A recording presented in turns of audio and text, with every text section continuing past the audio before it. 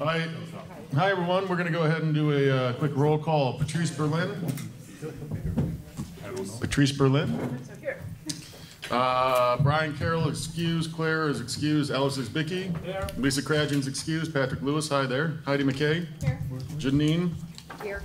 Where is she at? Okay. Richard Niederberg. Here. Eric Previn. Here. Craig Radow. Here. Keith Schwollenberg will be late. Rob Schiller. Here. Andrew Sussman. Here. Richard Welsh. Yippee-ki-yay. Richard Welsh, you said yeah. Okay, good enough. And Denise Wellbang. Here.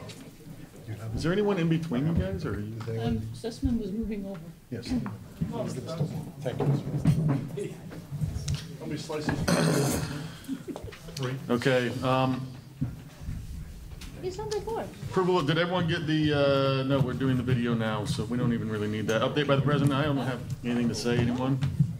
Cool. You were hungry. Who did someone collect comment cards? Can you grab them? Sorry, without Claire here, I guess we don't know what to do with the comment cards.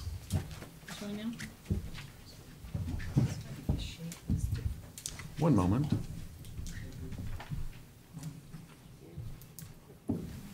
Is Ben Besley here? Any comment cards from stakeholders? I don't see any at the back of the table. We'll take them. And you can bring them up here as you have them. You can bring them up as you have them. Bring them up. Okay. Okay, he was not on the agenda, but we're going to have Officer Smith come up and give a quick update on things and take questions from everyone. Officer Smith, you want to just do that now?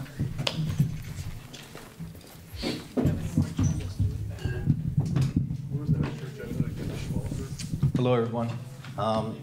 My name is Officer Shawn Smith. For those of you who don't know, thank you for having me.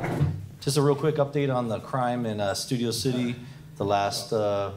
Not the last week, but the last 2 weeks prior to that, we've had a lot of burglaries in the Donnas. There's East and West Donnas. Everybody likes to make that differentiation. But the west side of the Donnas, we've had a lot of burglaries relatively in a short period of time. We've had very, very little evidence until late. Our last bit of evidence is going to be a male by himself that we know of.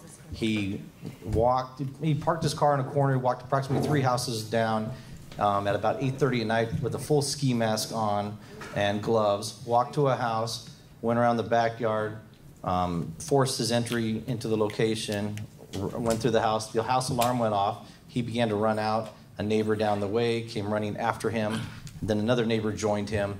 The male suspect jumped into a Mercedes, a newer model Mercedes, CLA class, darker gray, paper plates, rustic paper plates, and left the area. So by the time that call comes out to the alarm company, at the end the alarm company then calls 911 and send us out. You have a 10 or 15 minute delay lots of times. So that person is in the wind, so to speak. We do have the good visual from the male neighbor who's fantastic. He was able to describe the paper plate and stuff. And I know it's only a paper plate, but it gives us that one more piece to find this person. So if somebody just gives us a vehicle description and it's a very common description for the Donna's, a gray Mercedes, it could be any car out there. But that rustic paper plates, we see that rustic paper plate on a car up in the area, we have probable cause to pull that car over. That's what we need for the law to be able to stop somebody, a probable cause that a crime has been committed, or more likely be committed. So just with that alone, we're allowed to have reasonable suspicion to stop that vehicle. So even though it's just a little clue, it's better than nothing. The video the victim had, she had a ring-based alarm system around the house.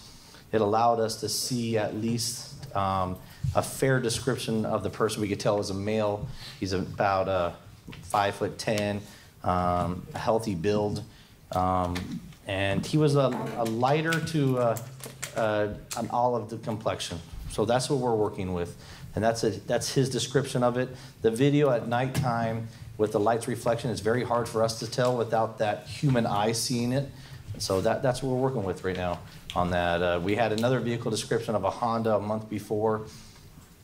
It might not be connected, but it's one of those things. We put a lot of resources up there as of late. A lot of people are calling me constantly and emailing me about a lot of the helicopters and stuff in the area, and we're responding there as much as we can. We sent extra resources They've had officers called in on their day off to work it as well because of so many happen, but we have very little clues. So every car that we can with paper plates up there is getting stopped. If you're one of the people that live up there, you will get a citation up there.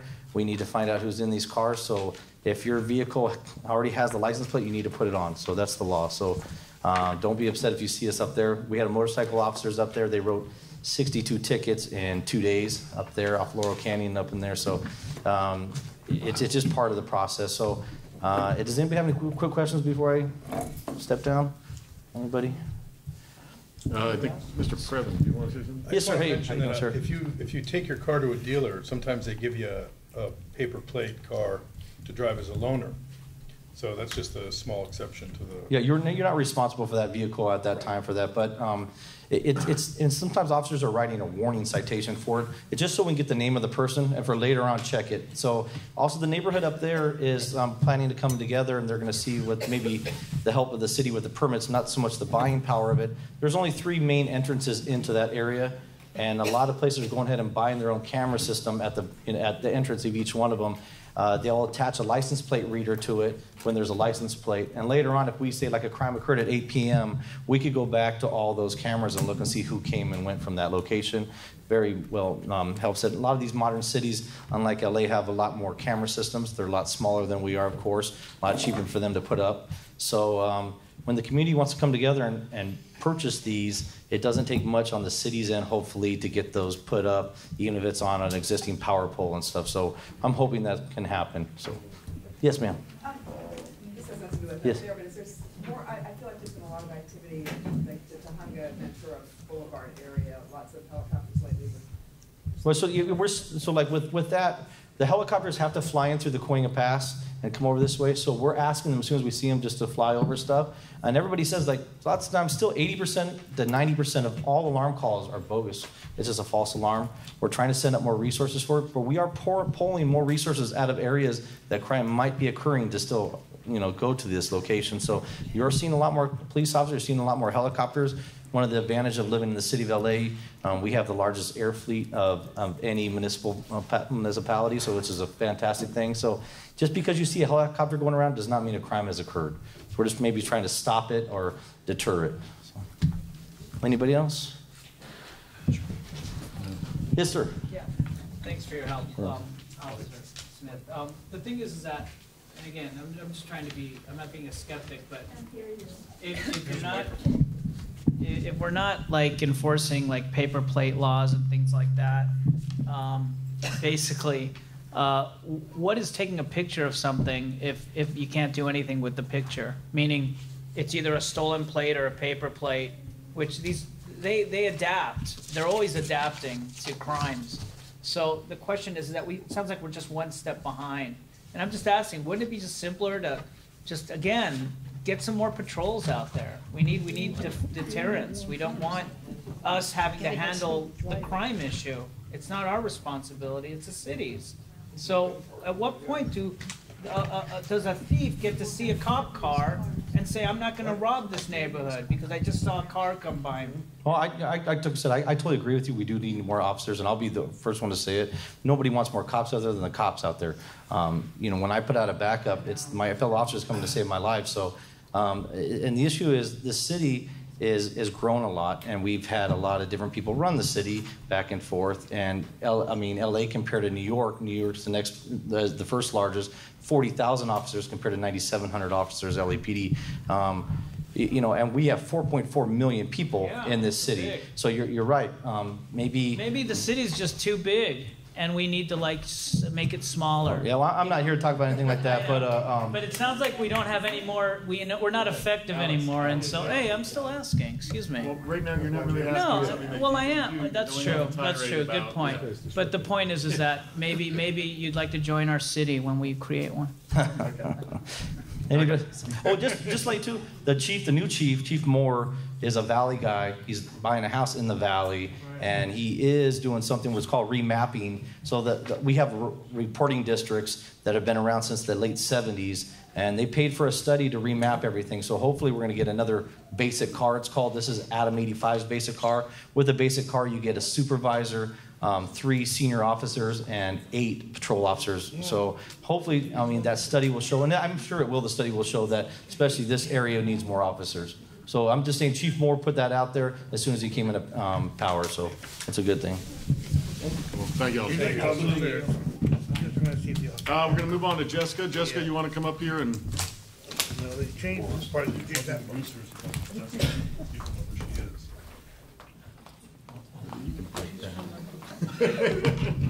Good evening, everyone. Hello. Hi, Jessica. Hello. Hi, Jessica. I like the new from arrangement. CD2 Paul Gregorian's office field. I told them to introduce you. Thank you. This little pin is actually official. Only staff have this pin. So that's how official people can figure out who we are. So I'm wearing that now. Got a few things I'll touch on. Just as a reminder, the cleanup project is November 3rd, and we confirmed the special guest to be Ed Bigley Jr. He actually lives in Studio City. He's a huge environmentalist. We're happy to have him, and we thank the Chamber of Commerce for making that happen. This Saturday at 3:30, a local author, Julia Bricklin, will be at the Studio City Library discussing her recent book, Polly Pry. That's this Saturday at 3:30. You'll find the information on our Facebook page. I'll be there. I think it'll be a great event. The next issue is a very popular one. I've been getting a lot more calls this week about it because it's been a long time coming. So this is the NTM study. So this involves the cut-through traffic in Studio City. So long story short, I've been following up with them like on a weekly basis, just to make that clear. So on September 18th, a few days ago, our office was notified that LADOT signed a contract and a notice to proceed with their chosen DOT consultant. We chose someone that came under budget, which means we have more money for actual changes, and someone who has a great deal of experience in the Hollywood area. They've have done projects over the hill in Hollywood and also the Miracle Mile area. And they've worked with Universal Studios to make some of their traffic improvements, including adding an additional lane on the 101. That's all Universal's work with Gibson Transportation. So the council and I will be meeting with the consultant within the next 2.5 weeks. We're going to go over every single thing that I've gotten for before my time and during my time as to the concerns with a lot of people in the area. And we're then going to move forward with the next step, which will be to schedule community meetings. So I will reach out to you guys with help for that, because I'll definitely need your help with that. I also will be sending a ton of emails myself with the people who I've spoken with in the last year about that issue. Let's see, another issue. I've been getting some curious calls, and I've noticed some comments online about the last thing we had talked about when I was last here, which was the council member's motion on temporary shelters. The motion had identified 5 locations that are city-owned property, and 2 of the locations being in Studio City. We had to provide that information to the mayor's office and the CAO so they could determine what was called a feasibility study, of whether or not they thought those locations would be feasible for a temporary shelter. So what I can tell you is the following. No locations in Studio City have been selected for temporary shelter locations. The locations that are selected is in North Hollywood, where I live, and Van Nuys. So I have the locations, and we did send out an e-blast last week for anyone who's interested in looking that up online. The CAO has yet to come back with us on feasibility, but these are the 2 locations that the council member is trying to push, because we want to address the concern, because we have a lot of homelessness, especially in North Hollywood. And then if anyone has any questions about bridge housing, they can speak to me and I'll fill you guys in. I have some flyers that the mayor's office provided, which kind of discusses what these are. And again, this is what the main point of the motion was, and none of these are going in Studio City. So, and I'll leave these in the back. Do we have any questions for Jessica? Yes. This is the first time I've come here. Hi, can I get your name? Grace Valenti. Grace. I believe it was the first point that you mentioned about, you rolled through these issues pretty quickly. The first point that you mentioned was something about cleanup in Studio City. I'd like to know more about it. Sure. So on November 3rd, it's a Saturday from 10 a.m. Thank you for saying that. I try to get everything out. 10 a.m. to noon. It's sponsored with the Greater San Fernando Valley Chamber of Commerce. It's the second time we've had it in Studio City this year, and it will be at the LA River from Laurel Canyon to Whitsett. And just today I got the flyers, so we're waiting to get someone else's logo on them, and then I will send them out. Do you get our newsletters every Friday? No. Okay, I'll give you my card so that you can email me and I can add you to that list if you're interested in attending. What does it involve? Is it a community? Yeah, so... what is the city doing and what is the community doing? Sure. So we're co-sponsoring it with the Greater San... That's a lot of word. The San Fernando Valley Chamber, we're co-sponsoring it with them. In addition to other local nonprofits. This is like their 37th annual they've done. So they selected the river because it's a big part of Studio City. It's something that I'm really passionate about as a council member. So the location we chose has the most visibility because it's shared with businesses and residents who live there. And as there's a pedestrian bridge on Laurel Grove that actually, since our cleanup last year in November, I've had cleaned up weekly since then. So. Are you aware that nobody ever goes down there? I'm aware that people do go, not as much as they used to. Yes, I know, because of the encampments on the recreation and park side, and the other side's county. Yeah, so we stepped up security. So LAPD has a new electric bike team. They actually have a Facebook page that if you email me, I can share you. They share their videos and stuff when they go there. So every week, that area is cleaned by recreation and park staff of encampments every week, every Friday, actually. If I can say, though, the area, I live right there, just a block, less than a block, a half a block north of the river. Sure. North of Valley Springs. Mm-hmm. The area is always very clean. If I get up on a Sunday morning and go down to Vaughn's to get the newspaper, the parking lot is strewed with trash. It looks like not Studio City. So that's private property. So I do have a contact now for the individual who owns the parking lot. He contacted me a few weeks ago when one of the trees from Recreation and Park property fell on one of their employees' vehicles. So I now have that person's contact. So I've relayed that. Actually, I've already relayed that to him, so they can reach out to Vaughn's. It just seems to me that. Can we have a side conversation, have a further conversation about this? Okay, I'll give you my We card. want you to get your I answer. just think it's an extremely important issue. Great, and we should be. Hold on, guys. Well, we have Hey, time. guys. But I think it's a benefit from Craig, it. Guys. are you running the meeting, Craig? Why not? Because you're the public safety chair. She has a concern, Hey. I'll say it. That's I'd why like that she's you- here. That's what We she's like that you are interested, and we gave you about 5 minutes of time, and most people give 1 or 2, so we can email her. Okay. You seem a little aggressive, but that's okay. No, because I have to, because Craig thinks he Okay. can do what he wants. That's fine. Okay. It's my job to keep the thing Okay. running, that's why it's It's my job to aggressive. bring forth an issue and And we Exactly. want you to, It is our job. and we want you to do it, but there's a time limit for all this. Okay. understand. Okay, that's all. I want you to have your help. Does anyone else have a question for Jessica? Yes, ma'am. What was your name? Cheryl Ricker. Cheryl.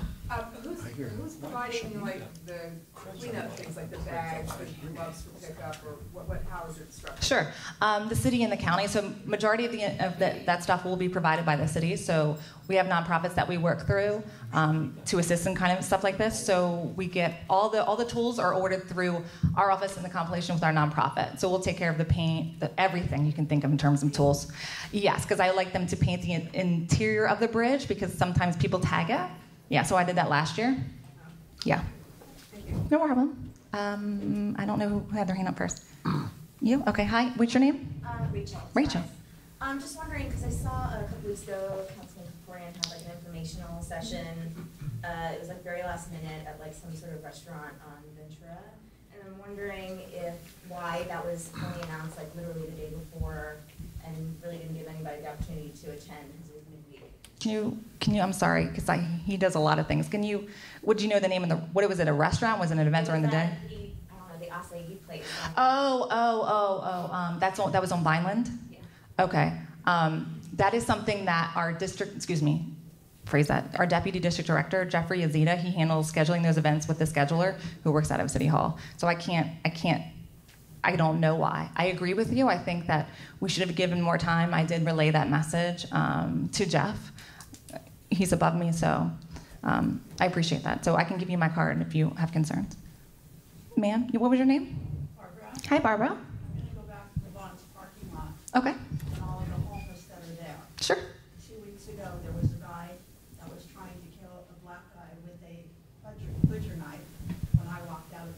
He got chased off. I went back in the market and stayed in the market for a while. People were coming in, so I felt that maybe it was safe. So this other woman and I walked out, and of course our cars are parked over by CVS, so we have to walk in between the market and getting to CVS. And there he was again, stark naked with the knife. I've never been so afraid in my life. I would recommend next time just leave, and I'll give you my information. If I don't want you to put yourself in danger. I had to go back into the market. Oh, okay. Okay. So I would recommend calling 911. I do know this. They've hired private security now because of the increase. So this is something that I was definitely told, and I relay this information to the property owners, but because they're private, I can only advise, and I try to push the advisement. But they're trying their hardest Yes. as well. These people go, I mean, Yes. I was in the market Mhm. with no shoes on. He had gone in there to use the restroom. Mhm. Whether or not he picks up stuff or not while he's walking through or not, I don't know. The cashier was telling the manager, oh my God, this guy can't be in here. You can kick him out because he's not wearing shoes. And the manager, well, the guy was already walking out, so, but then I finished doing my marketing, walked out and went over to where, the water thing is, and he was there with a knife up against his black eye. So that's when I went back into the market, and people were coming in, so I waited like 10 minutes, and this other woman and I said, okay, well, people are coming in, it must be safe. And then we walk out, and there he is. Why? I will follow up with the senior lead officer, Shawn Smith. He spoke earlier. I'll follow up with him to get the data for that, to find out if they found out who that person was. Okay. Does anyone else? Okay, good. So then there's a record that I'll find out. The security guard is the guy that caught him, because I called the manager back later. Okay. But, I mean, it's not the only guy. There's Oh, I know. they're all over. I know. They're primarily by that river. There are some under my bridges. Yes, I know. I'm working very diligently with LAPD and LA Sanitation and all the people who are in charge of the encampments. Okay. We got one more back there? Yeah. Yes. What was your name? Lana. Hi, Lana. Hi. So I have a question. Sure.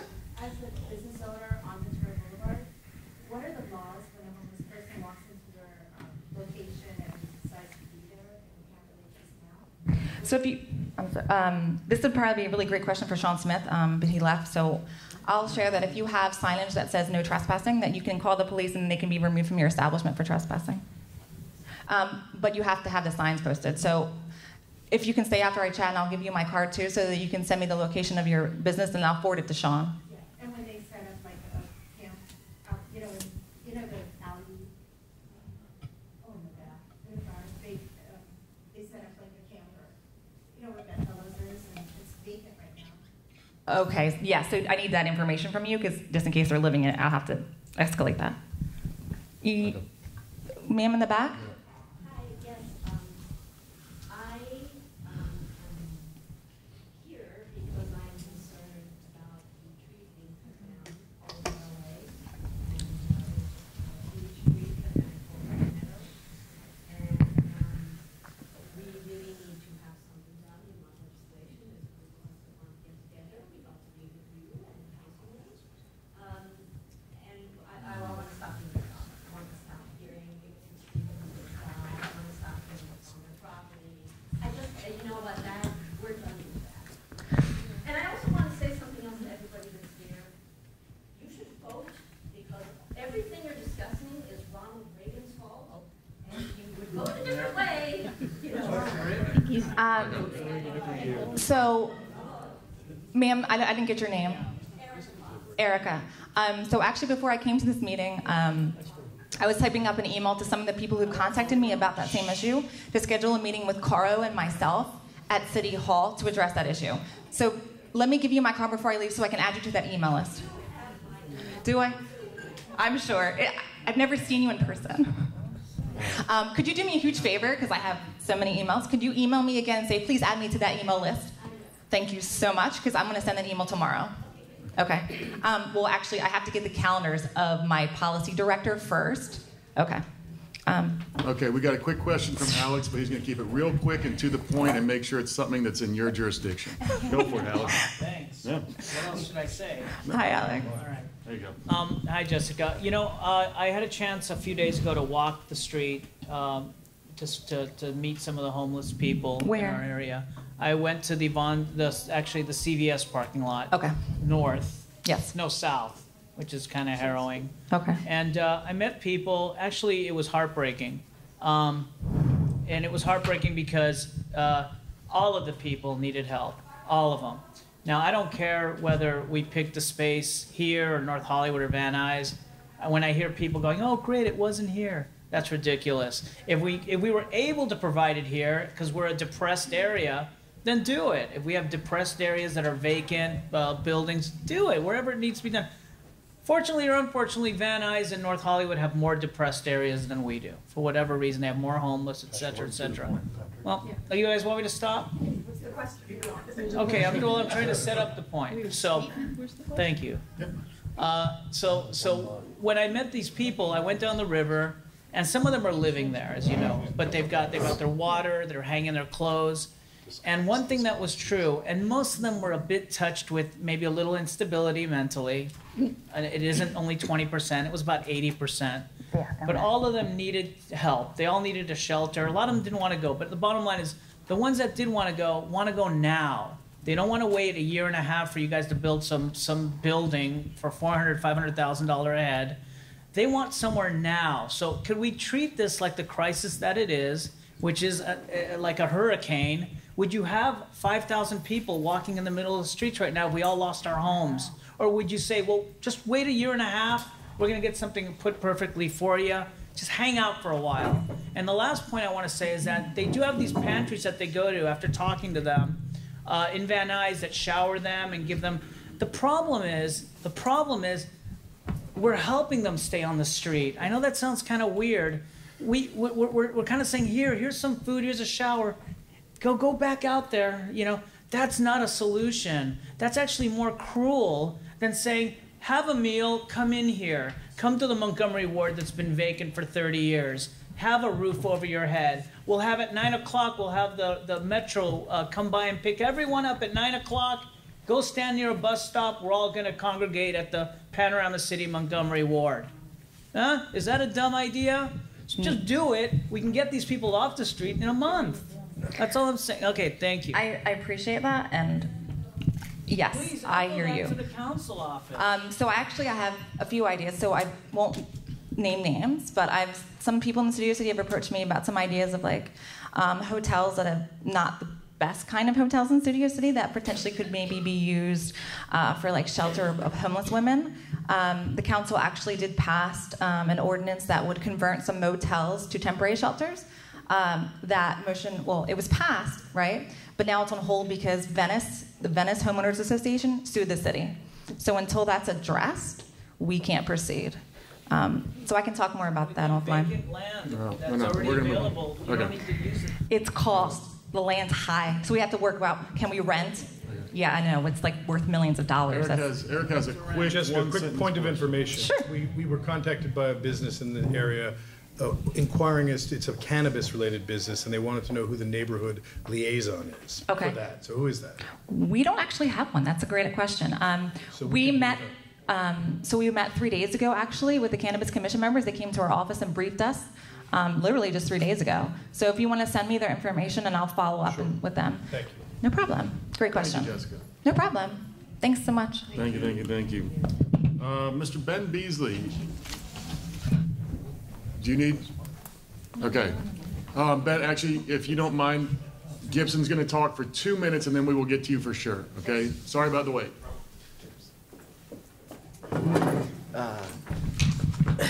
Thank you, Mr. President, members of the board, members of the public. My name is Gibson from Department of Neighborhood Empowerment.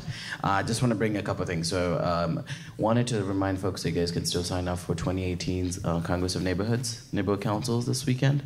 It will be this Saturday, so if anybody does need to accomplish their ethics training, if they want to do funding, all those services will be provided this weekend. So we'll definitely be having all kinds of informational sessions this weekend, and it'll be a whole day event. So, and I also do know we'll be providing a lot more This year we're going to try and provide information in regards to like data, in regards to population density of Studio City, funding, data dynamics, population characteristics based off of race and all those conversations, just to provide our neighborhood councils with data and how it can be helpful for the upcoming neighborhood council elections. A couple of things. So I do have a missing ethics funding from 2 board members. Number 1 is Alex, and I can't find Andrew's. So if Mr. Andrew, if you don't mind, please don't vote on any funding items. It's not updated on our website, and if just better safe than sorry. Did you do your funding training this year? Just want to confirm that. It was turned in. It was turned in 2 or 3 times. Yeah. It was turned in? If the computer falls asleep and you have to wait for your 2 hours, it doesn't count the time. No worries, I still need the 2 hours. You gotta put that in if you can't do it. Okay. So for Andrew, It's been turned in 3 times. okay, I'll follow up on it. Yeah. But okay, if it's been turned in, so we'll be okay with that. Just want to make sure that everybody is following their bylaws, folks. Please follow your bylaws, because in page 22 it talks about let's try to be. I'm not trying to sort of explain how things function, but in your bylaws it talks about being civil and professional towards one another. So I'm just going to ask that may we please be nice to each other today. Let us not talk over each other. Let's recognize everybody's talking to one another. And for all the members of the public, it's going to be a good meeting. Is that right? Okay. So thank you very much. I appreciate you guys. Thank you, Gibson. Okay. Ben. Now, how can we put him up so we can show everyone, not just us? Right? Just similar. Does he prefer a side? Did you guys know there was an easel back there? Right. Yeah, there's Everything's back there. Put it back to your desk. You guys, can you see it? Yeah.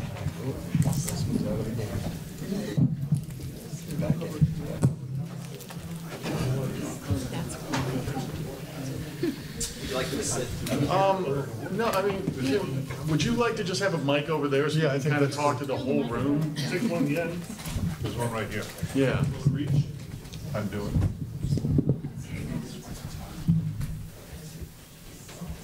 There you go. All right, this worked. Good evening, everybody. My name is Ben Besley. I'm here with Midwood Investment and Development, and we, our company has taken over the development of the Sportsman's Lodge property.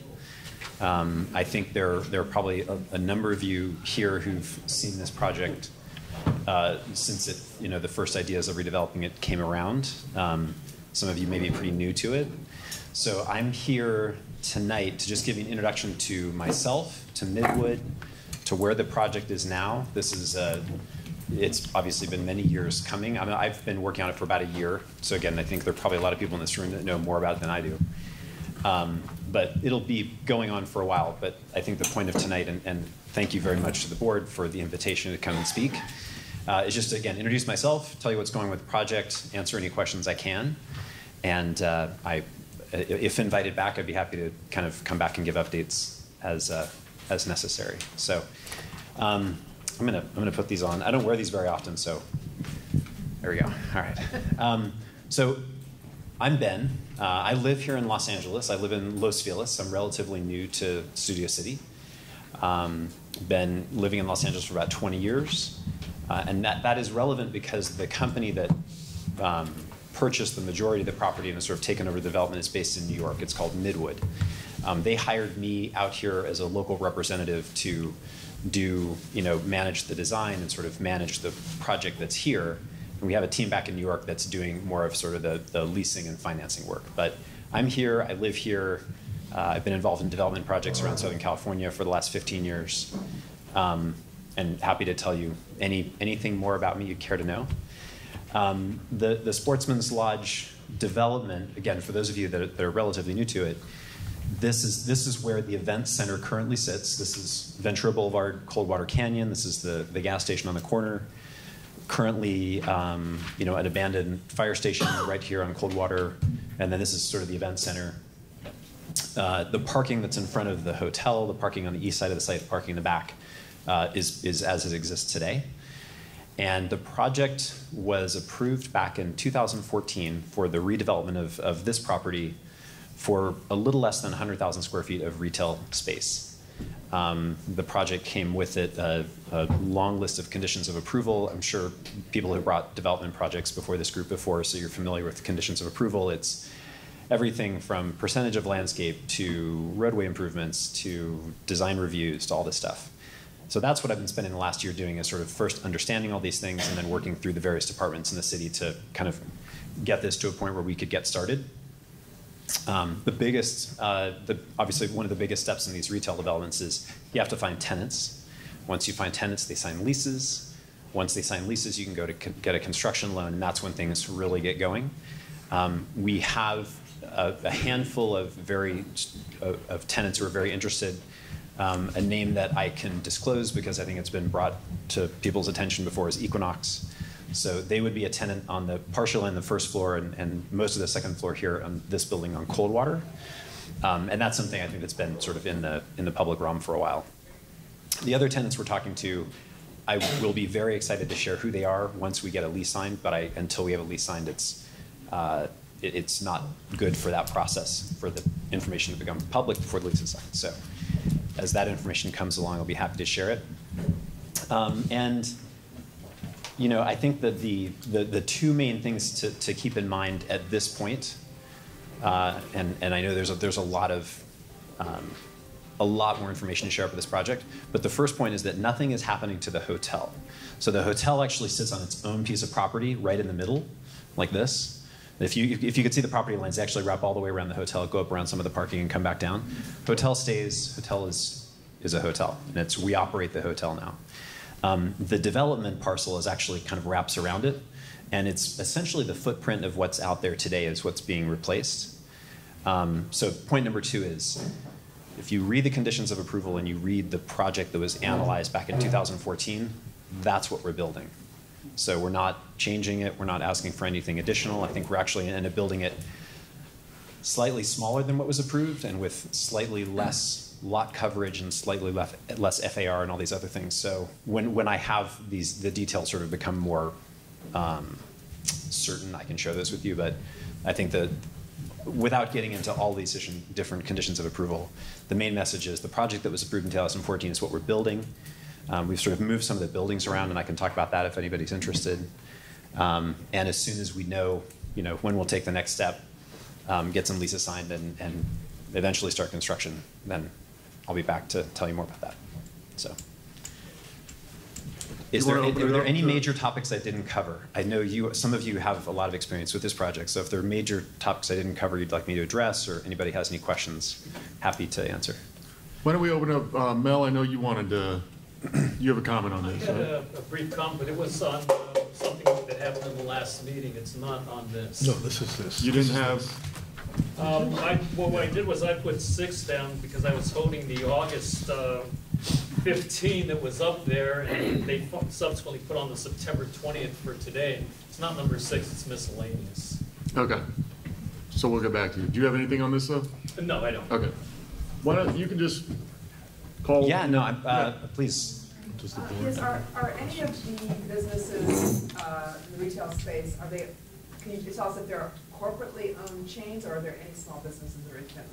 These will be, with the exception of Equinox, non-chains. So they may have as many as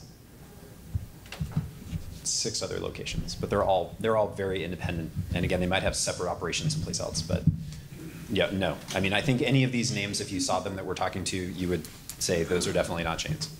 Yeah. Yes? How do you guys plan to handle traffic flow in the area?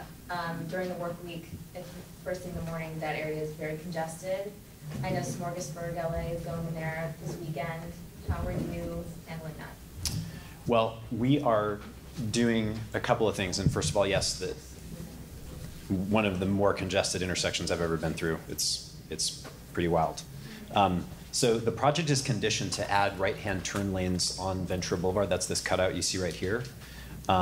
And what we're doing right now is working with the Department of Transportation to kind of site the driveways. I think this driveway is going to move in parallel to Valley Heart right here. So as much as we can do on this property with traffic, it has to do with roadway improvements, contributing money to the city's funds, which I know, who knows where they go, but they're leaving our, stead. And then designing this as well as we can so that we make the ingress and egress move as smoothly as possible. One other thing we are doing that I noticed, first of all, is we're going to widen this driveway. If anybody's ever tried to drive into this driveway, it's kind of a nightmare. It's not even wide enough for one car, and you've got these big, trucks and stuff going through. So, very important. And we look at this. Our company, Midwood, has been in business for about 90 years and owns about 170 commercial properties up and down the East Coast. Their heritage is retail. Not many people are building retail these days. I don't know if you guys know, but like the retail world is sort of collapsing. But we think this is actually going to be a really special place, and we think we can attract some really great retailers. But the reason I tell you this is that the customer experience of like, if the traffic's bad for people who live here, it's horrible for the retailers, and that's horrible for us. So we are concerned about it, and we're doing, I think, as much as we can at this point. Sorry, yeah. Two questions. One, so is it going to be the same number of restaurants and stores as in the 2014 plan?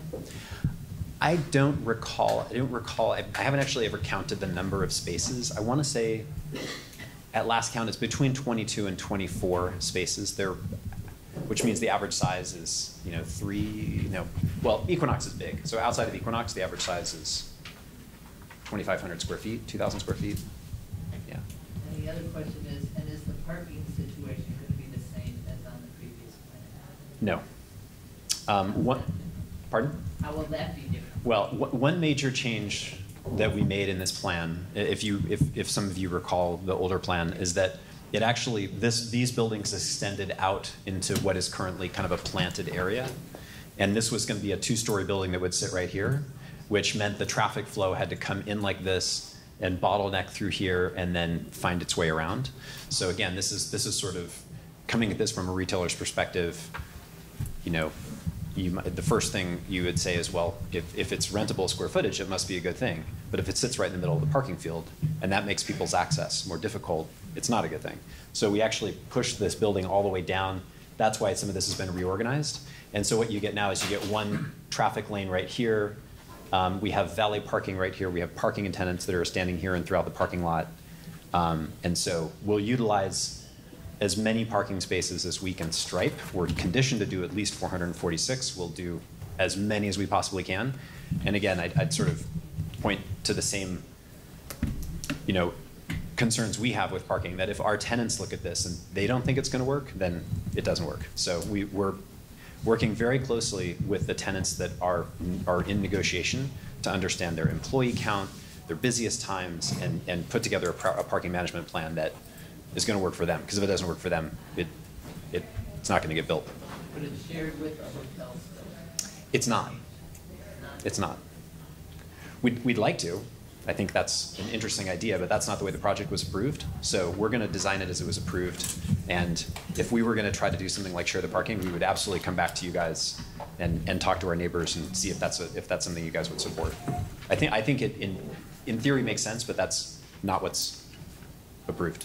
So I'm sorry, I don't want to miss anybody.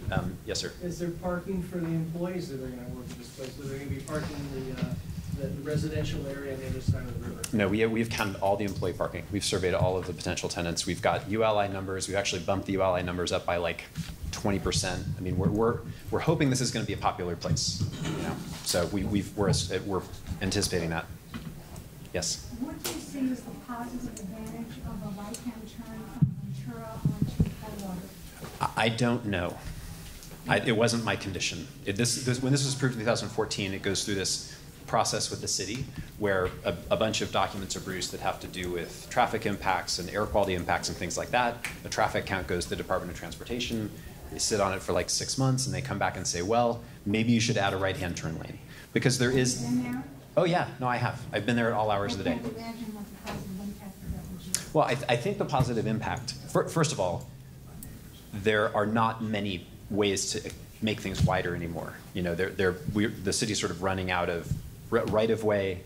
We're actually dedicating more right-of-way, so the buildings are getting moved back. The property line is moving back 7 feet, and that's being dedicated to the City of Los Angeles for future roadway improvements. And in the meantime, we'll do the roadway expansion. And I'm trying to, I don't think this is not going to be a satisfactory answer. I'm just trying to tell you how I think this came to be. This was one of the few elements that they thought, okay, we've got the room to do this. And I think the idea is that if you can put another right-hand turn lane here, at least people who are queued here who only need to turn right, at least it reduces that turn movement. And by the way, that corner, if you've been there, is totally substandard. It's almost like a right angle. It's not a good, you can, The problem is the traffic on Coldwater that you're turning into. It's terrible. Yeah. It's terrible. I don't know what to do about it. That's why my I little know. question, that's why I'm asking. Yeah, no, I mean, you guys know it better than I do. So, yes. What are the valet drivers, where the valet drivers going to park those cars? In the same parking lot. In the same parking lot. Are you going to have enough spaces for Yes. all those cars? Because we've already have cars parked all the way up Goodland Avenue without that project. Mm-hmm. I mean, I can tell you that we've been studying this for months.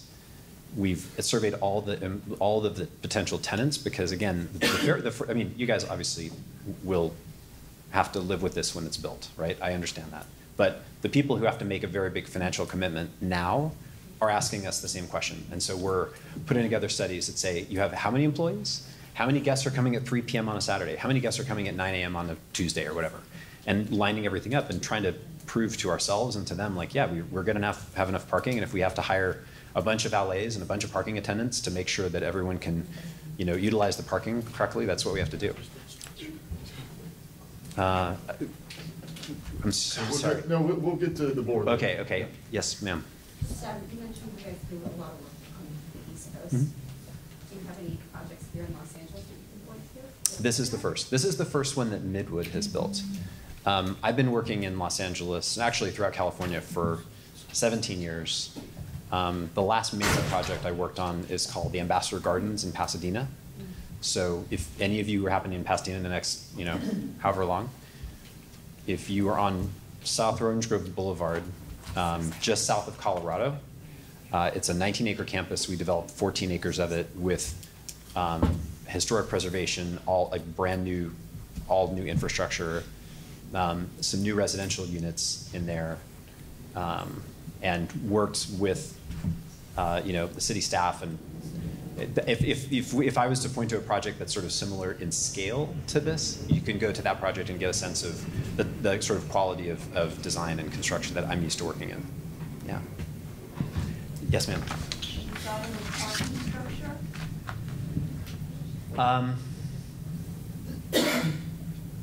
We did. And we're not. It's not. It didn't make it into the design. So there's a condition in here, or there's actually an allowance for a parking stacker, which is completely impractical. We would only use it in, like, you know, in an emergency situation. We don't intend to have any here, but I think that's the solution instead of starting to go, you know, subterranean with the whole structure. Yeah, but at this point, no. At this point, again, talking to our tenants and looking at the total number of parking spaces we have, we feel like this is going to be with all the valet parking and parking attendants, it's going to be. Okay. You also said eventually. When is eventually? Eventually. When you were talking about when it's going to happen, when is eventually? Eventually is when, literally, when I get 51% of the square footage leased and leases signed, and that can happen, you know, I don't think it's going to happen before the middle of next year, based on our pace so far. If I had to guess, I'd say we would start construction the earliest a year from now. And that's, again, it's not, this is beyond the schedule for design. This is a schedule of leasing, which we don't have a lot of control over. I want to make sure yes? So I'm not familiar with the 2014. So what exactly is being demoed and what are you retaining? So the footprint of the hotel stays. Mm-hmm. And then everything in gray is new construction. I see. Right. So the event center, the event center that's there now and the fire station would both be removed. Okay. Yes, ma'am. How will that change the look of the current vegetation and greenery on that property? That's a great question. It will change it to a pretty significant degree, but we're Reduction, in other words. well, yes and no. I have two answers for that. The first is that the project that was approved in 2014 assumed no preservation of anything. We right now have a bunch of trees slated for relocation. We think there are some really amazing specimen trees out here that if we can physically relocate them, we will. And there's actually, the design right now is based around these existing 4 redwood trees that sit in the middle of the property. So for any of you who've actually been there, you know, and you walk into those gates and you see these big redwood trees, that's these trees right there. So the grading, the design of the buildings, the layout actually starts at those trees. And we think that if we can preserve those trees through construction and build, you know, some nice, you know, restaurants or retail around it, it's just going to be a really nice place to spend an afternoon. But the rest of the vegetation and trees will be...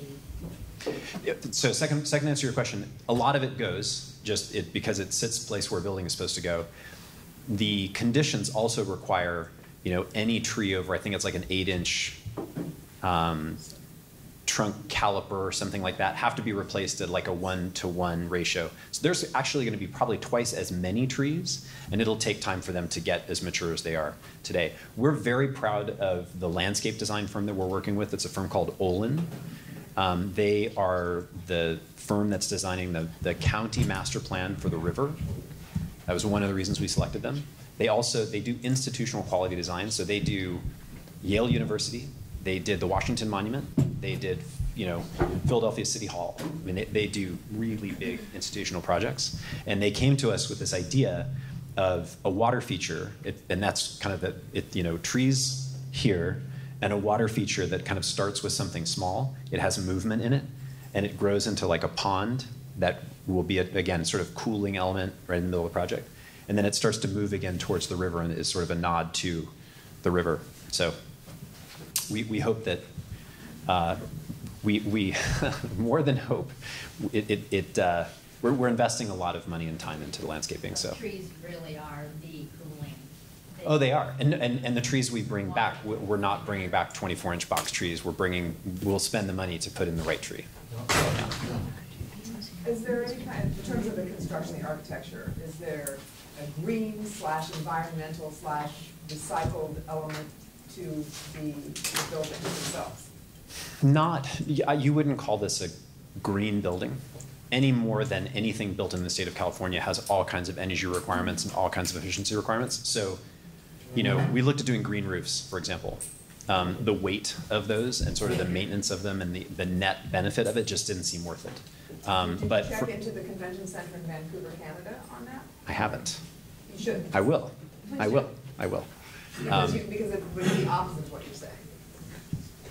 Because what they've proven is that with putting trees on roofs, having a green roof or a grass roof, the savings in energy is enormous. The cooling is efficient, the heating is efficient. Yeah. It's aesthetically very pretty. Yes, I agree. I will take a look at that. There's somebody back here. Could you recycle your gutter water? Pardon? Can you recycle the gutter water from the roofs? Yes, all of it. All of it. Oh, so that's all of it? All of it. Oh, good. It's all going to be recycled. I'm not joking. Is that true? No, I'm not joking. I thought you said yes. I am. I said yes, and I was serious. Oh, I thought you said yes. Okay. Why don't we take like 1 or 2 more? Or do you have another? And by the way, I'm available. So I have my public speaker card. Sorry I didn't leave this here. I'll leave my phone number and email if anybody has any follow-up questions, board, and I'll be happy to come back too. So, yeah. Cool. Anyone from the Heidi for Trees? Anyone? Would you like to? Yeah, no, the 2014 plan that you're referencing, it was one that had a tremendous concern for a lot of Studio City stakeholders and residents for the traffic that has already been discussed, and for the parking. The parking was, and probably it sounds like still will be, quite a bit under what the Ventura specific plan calls for. And they were talking about tandem parking and hydrolift, and nobody ever really did give any kind of a clear-cut answer as to where, you know, you're talking about quite a few employees for 22 retail spaces plus an Equinox between cooks, you know, all the things that come with retailers and come with this big sports facility. Where will they be parking? Of the 446 spots that are on the site, a lot, one would think, would be taken by the employees, and nobody's really been clear on the fact that they won't be on the streets of the neighborhood surrounding them. There was always a lot of concern and questions about that.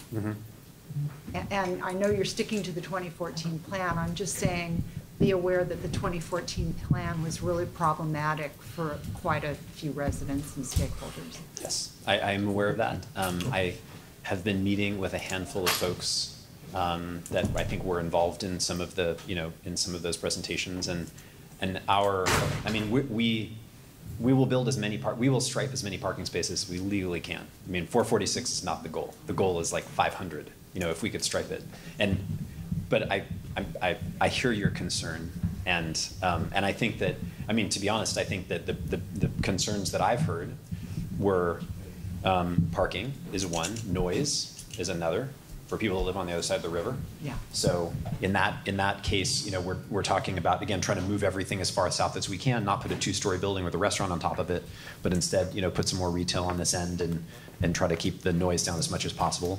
We're talking about relocating that terrible trash thing right here and putting it behind some nice big, solid doors. So noise is an issue. And I mean, I know there were a lot of issues, and I think the other thing is, obviously, I appreciate that this is also just a really important place for people who've lived here for a long time. I can't tell you, like, almost without exception, whenever we're talking to somebody about it, someone's like, "Oh yeah, I went to a whatever there," and we take that very seriously. Like, it's an important place, and so that's why we hired Olin. That's why we're spending a lot of time on this design and trying to make it something that is. It's not going to be a chain retail center. We think it's going to be someplace just really unique and great. But have you designated where the employees will park? Yeah, to your question. Yeah, I mean, first of all, we can't. One of the conditions of approval is you can't tell anybody where to park. So they could be through the neighborhoods? Oh, no. I meant on the site. There's actually another condition that says there has to be signs everywhere. On-site or off-site? Oh, on-site, entirely on-site. All the employees will be parking on-site? Yes. All the parking counts we're doing on-site.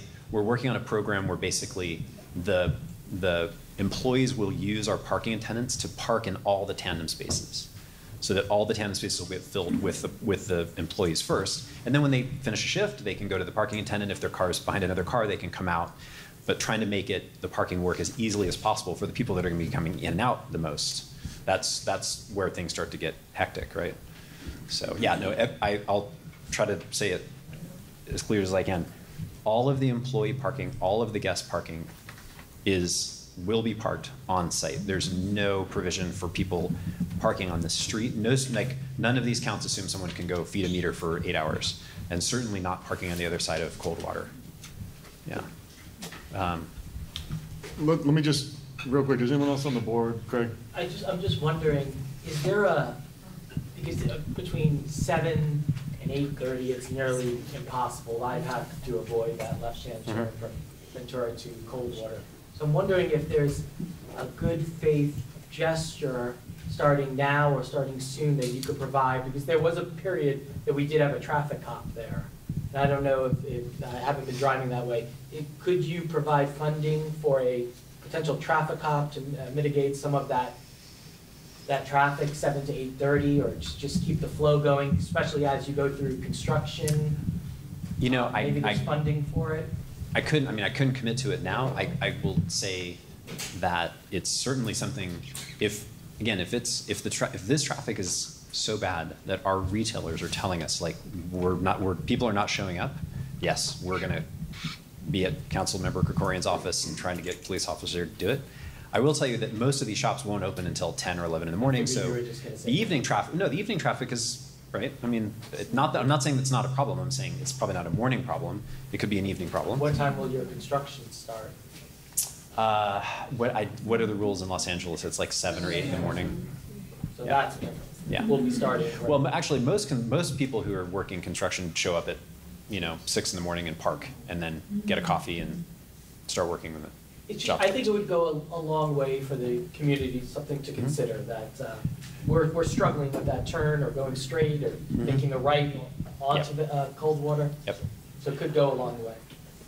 Point taken, and I think the other thing that I've already mentioned to the council office, but I'll mention it again, is that whenever we get close to starting this work, I would like to, if there is a subcommittee or some interested group of people that want to talk about what we can do during construction, that would also be helpful for us, because we're going to have a general contractor on site, traffic mitigation, signage, and some of it is just communication and letting people know when and where and that sort of thing. That's important for us, because again, this is some place that we hope that everybody's very happy with when we're done. Hold on. Yes. Hi there. So kind of going on what Janine said, the neighbors that are in the back area across the river, the noise that they're going to hear, for example, from I don't know, just general. Is there going to be any mitigating things that's going to be done to ensure that there's not a decibel past a certain level to these neighbors? I know that it almost creates like a amplified effect with the way the design is. Is there anything that's going to be done with that? There's no, other than the wall most of it pretty much exists along the side here. It's a solid wall all the way along there that'll get sort of rebuilt. There's nothing on top of that. I think the mitigation, there was no mitigation because it wasn't determined to be a factor that needed to be mitigated, but the conditions of approval sort of always reference city noise ordinances. And so anytime, if something were to happen, if there were an event here, if the restaurant were to get loud, then, if it's just a call to the property manager and we do what we would normally do. And will there always be like a liaison to speak with neighbors? Yeah. Always? Yes. Okay. Yeah. I mean, this will be a managed shopping center. I can actually tell you where the office is so you guys know exactly where to go. I mean, it'll probably sit right here, and so you can come in a door and you can find the management office if need be. I hope that never happens. But yeah, this is, either we will manage it ourselves or we'll hire a third party, but they'll be there every hour the place is open. We will have a full-time property manager there, overseeing. Thank you. Yeah. But during construction, is that what you're referring to? I was talking about during operations, but during construction, we would have somebody on site as well. Okay, hold on. Richard? So thank you for the update. So you talked about reducing footprint a little bit and striping as many spaces as possible. What is your anticipated least-driven parking ratio per 1,000 square feet of retail? Or take You're testing my math. You're testing my math. I'm going to say, just based on, it'll be somewhere north of 446, and I think the total leasable area is roughly 90,000. So I want to say, is that 5 per 1,000? Is that what it works out to? I don't know, I'd have to ask my cell phone, but. Yeah, so would I. Eric? I don't know. I'm not sure. No, I didn't. I think that is, yeah. Mike, yeah, thank you. Hi, Ben. I just wanted to make 2 comments, or maybe 3. One is Councilmember Krikorian supportive of the current plan? Because I was looking at the aerial, just a shot, and I was really surprised at how many of the trees were missing. I mean, I may not be reading it clearly. It may have been written that way, but I guess we'll be interested in seeing the plans, as they come forward, and just to be specific about it, because you've probably heard people in Studio City, we love our trees, so it is a concern. And in terms of the event center component, which I think a lot of people have been emotionally connected to over the years, is there any way, because you are Midwood and the former developer who I think there was a clash, is there any way to at least run up the little flagpole the possibility of retaining something, along that line and having maybe a more complementary retail environment, because I just must tell you, it's a great vibe back there. As I think at the Cultural Heritage Commission, we heard that, people really find that space special. So if there's any way to retain any of that as you rejigger all these details, I would encourage it. And finally, I echo the parking concern, which is, if you have an Equinox, that means people are working out and riding the bike or on the exercise, which is ironic because we're going to have a bike path on the river. But they do that in the morning, and they do that in the afternoon. So I just worry about that, but good luck. Thank you. I don't want to take any more time. I know you guys have a lot of things to cover in the agenda. I'm happy to answer questions from the board, and I can also just stand back here for anyone else in the audience. Yeah, let me just real quick. Does anyone at the end there have anything, Sussman? Richard's going to ask you something, and then we can take like 2 or 3 more, and then... Sure. I mean, as long as you want. Yeah, we... Okay, real quick. Can you eliminate all the buses? They take away a lot of parking, and they are unruly. And they smoke. Okay? The buses... Park along the side. Each one takes away a lot of parking. Yeah. Yeah, I think it's fair to say that when this shopping center reopens, there will be no bus parking. Okay, Yeah. is it going to be lead silver or better? No. No. Okay, and how many swans are you promising? For you, How many swans? there will be no swans. There will be no swans. You want to grab, like 2 or 3 more. If anyone hasn't spoken, please try to get them in first. Go ahead. Yeah, here, you go for it. How long do you think the demolition and construction will take? It will take about 10 months to go from what it is to do the demolition and to build the buildings back, the shell. And then it'll take about another 6 months for all the tenants to move in and do their tenant improvements. So. That's 10 months of trucks going in and out? No, we can, when we get closer, I can bring a schedule and talk about where the busy and loud times are, but it's essentially, the demolition is obviously a lot of material leaving. The framing and sort of cladding of the building, there's a lot of material coming in.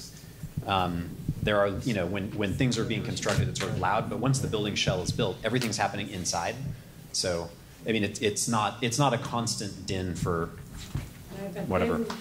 If you drive around just our area, and whenever there's construction, then the roads get narrow because they're doing this, it's electrical or whatever else it is, and then the roads get even narrower.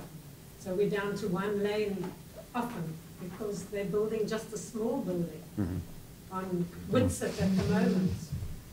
There was a small building that was put up, and then the roads, and it had nothing to do with the pipes, but the roads were all down to 1 lane each way. Yep. Okay.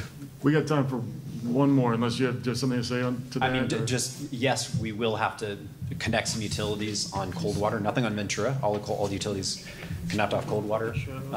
That's a schedule we can, provide ahead of time and make sure that we're communicating with everybody. And it's sort of inevitable, unfortunately. We got time for 1 more. Why don't you, sir? I have 2 questions, I guess.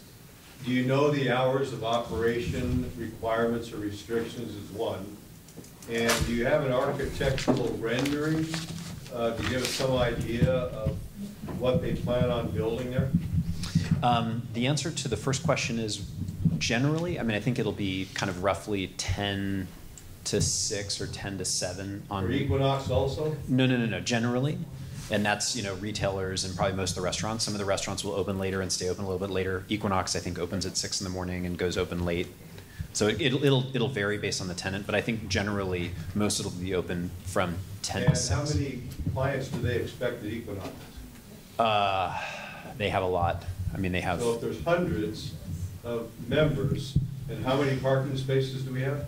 446 at least. So let's say there's 200 at Equinox, and then how many for people that work there? Another 100 maybe? 75? Sure. Okay, that's 300. So that leaves about approximately 100 spaces available for the retail stores. Correct. Is that what you're saying? No. No. The parking, so the way this was, when the project was approved, the parking analysis did what's called a shared parking analysis and looked at what times these uses are typically heaviest. So Equinox has a lot of people in the morning and in the, through the evening, and every Equinox is different, and they've kind of given their projections of where they think this one's going to go. Nothing else is happening in the morning. And then the retailers kind of get busier through the day. Probably the peak busiest time is going to be 5 or 6 in the evening. On the weekends, it's probably going to be the late morning.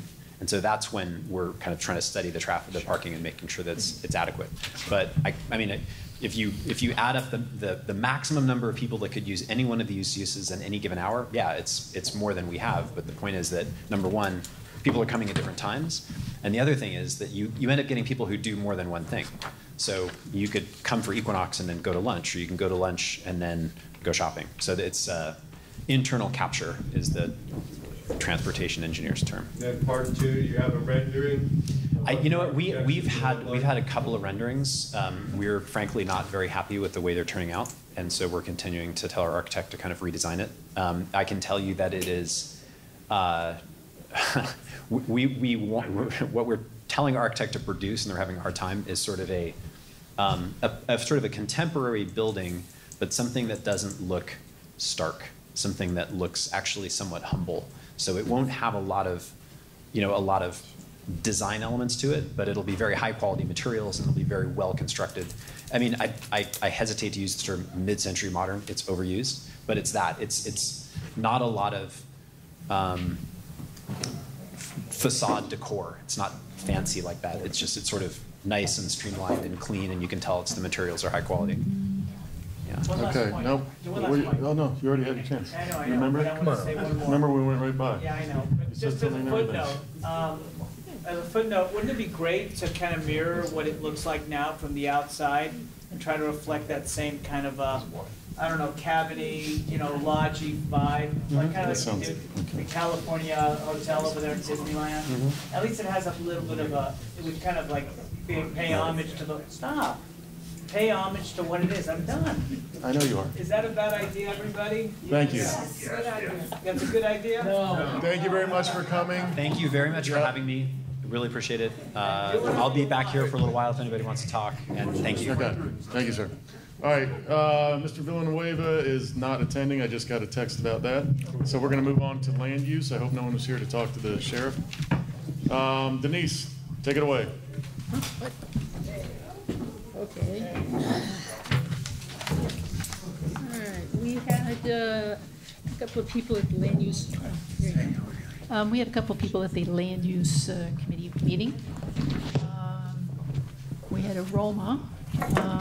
Everybody from Aroma's here. All right. The neighbors are here. Awesome. Okay. We discussed where they were. They were going to have a meeting over the weekend if possible. Did we have a meeting? Okay.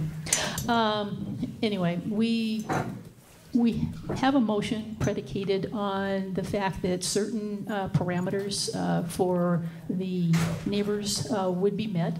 And we probably should hear from, he left. I can read the motion now and we can work on it, or we can listen. I think the people from Aroma and the neighbors should probably present their case.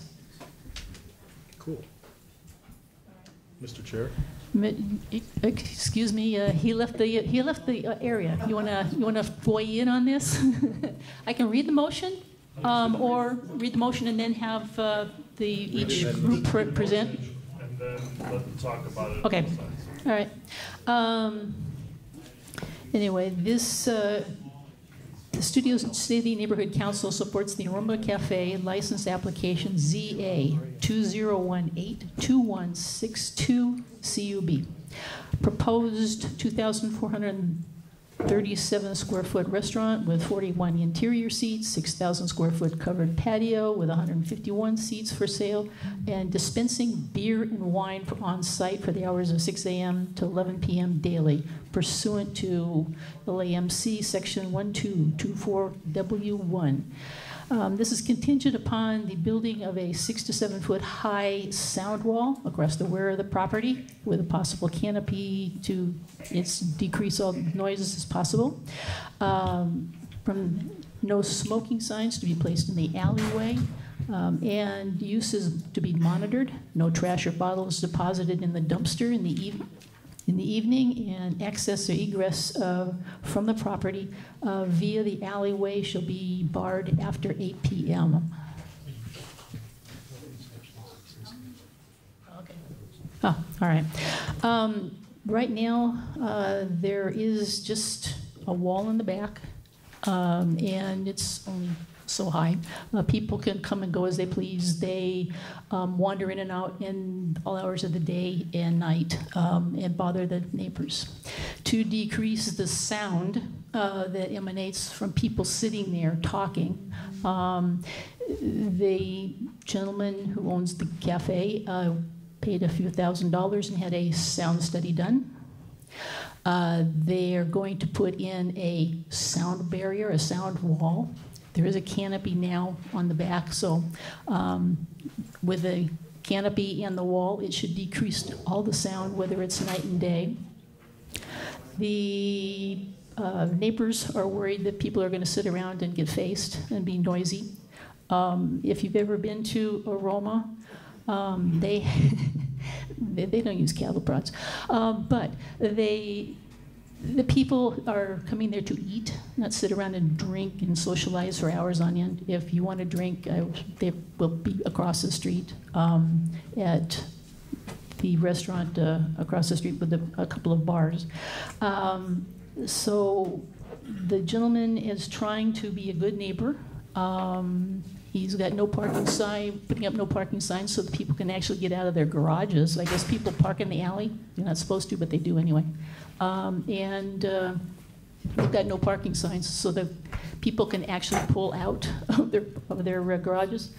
And they actually go around to the neighborhood and pick up trash. So, they can pick up, the Roma Cafe has, well, I guess their plastic cups have their logo on them. So they make sure that they're not out there. So do you want us to have them present? Yeah. They want to speak for a couple of minutes Yeah. on this motion, and then we can have comment from... Yeah, from whomever. Yeah. You want to give what you're going to be doing? Okay. Can I just ask what the address is? I don't see the address. 4360 Tahunga Avenue, Studio City. Thank you very much. And I appreciate being part of Studio City. We've been doing this for 25 years. So I'm grateful, and this is the first thing I've really ever asked for, first meeting I've ever attended. So thank you. And thank you, Denise. I don't know what I could add to all of that. You have all my talking points that I wrote out earlier. But we care very much about our neighbors. I care very much about the people behind us because I think they're the deepest impact of any growth that we've had over the years would be the 2 to 3, 4 homes that live right behind the alley. So it's the first I learned about any of this is when we applied for the license. It's the first I learned that they were very unhappy. Right now, what we do have is just a double fenced, 6 foot tall, with holes so sound can come in and out of it. Vanna Clausen and Associates I've worked with now for 2 or 3, 4 weeks, and I just talked to John yesterday. He's in Germany, and that's why it was difficult to put a meeting together. So he feels very strongly that if we had a 3 pounds per square foot solid wall, and it would be cinder block covered in stucco, so it's not too unattractive. We can go as hopefully 7 feet. I'm waiting to hear back. The contractor I'm working with will be Synergy Construction. I met with them a couple of days ago. He was willing to do the job. He works very closely with Vanna Clausen. So John, who's the head of Vanna Clausen, and this contractor will speak, and he will oversee the sound wall. And we will try to put something over that pitches back this way. He feels that would be the best to mitigate most all of the noise. Especially if we close, there's a handicap parking place in the back that I have to use. So if we have an electronic open and closure for that, I think our sound problem is gone. So we've addressed the trash. We have all of our deliveries off the alley now. We don't have any trucks for Aroma on the alley. Any trucks that are there are for the other restaurants, and I'm trying to figure out how to get them on board. They have that center lane in the middle of the block, and the idea is that we just deliver everything there and wheel it in. So they don't have that. The only trucks they will hear from Aroma would be the trash trucks, and I have no control over when they come and go. They vary. I notice that there's no set time. That, in a nutshell, is the project. Am I leaving anything out? Our employees twice a day go around. Yeah, our employees go around twice a day at 10 o'clock and 5 o'clock, pick up trash on Tahunga, in the alley, on Bachman, and the street behind us. And we keep a trash log, so we now know exactly what they're picking up to make sure it's done. City Council. I'm sorry? Oh, yeah, we're working with the city councilman's office. Caro is who I spoke with about putting a trash can on the street on our side. We don't have a bid in our area, so Caro asked me to forward him an email. He would send the email on to the appropriate person, and I haven't heard anything back yet. But I think we're meeting with Caro or Mr. Krikorian very soon. I have an expediter that's supposed there'll be another conversation around this, and then this was to have been decided a month ago, but we took a 30-day extension to try to appease the neighbors. And I have 1,000 letters of support, just FYI, that are in the hearing, the zoning commissioners. He has them at the hearing that we had. So there's a lot of support for this, and we're not building a bar. I want to say that we're not promoting alcohol. You will go to the counter. It's very European setup. It'll have a silver punch bowl, this, and this, and we're not putting table tents up. There's no bar stools. We're not extending hours. I think the ABC suggested that we stop pouring any alcohol at 10:30 and not to start serving until 7 in the morning. That's pretty much it. Yeah, thank you. So, sorry, Denise, is this an actual motion tonight? Yes. It is. To support the already existing application that's in the city? Yes. It's a license application, it's to support the license for adding beer And wine. and wine. Including Beer and wine was only. part of that they required. Yes. What's Contingent Wall- upon volunteer. Wall- Okay, Yeah, for Wall sure. was not, they're doing this on their own to Now we mitigate got- the sound for their neighbors. And I also brought up to the land use. Now that I know I have some unhappiness right behind me, we're going to build a sound wall regardless of the license. So we're moving forward with that. Are the neighbors aren't here tonight, are they? Yes, I they are. think there's Right there. two. Oh, yeah. Oh, They're here. yeah, hold on, we'll hear from everybody. Thank you for that. Thank you. Yeah. Is that it? We'll take some public comments now. Great. Thank you. Did people sign Stay comment? here? Don't you want to hear from the neighbors, or there are a couple of the? Yeah, we will. Here, you can, Oh. yeah. Thank you. No, did you guys fill out comment cards? No. Do me a favor, you can come up and speak, but then when you're done, if you don't mind going back there, just writing down your name on the comment card, just so we know who everybody is. Okay, so who'd ever like to go?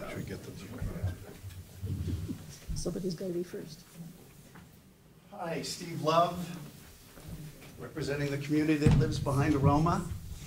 Our issues are pretty much what everybody else has here on every other business. It's parking, sound, noise, and trash. We're in active negotiations right now, so I'm not going to say anything negative about the process.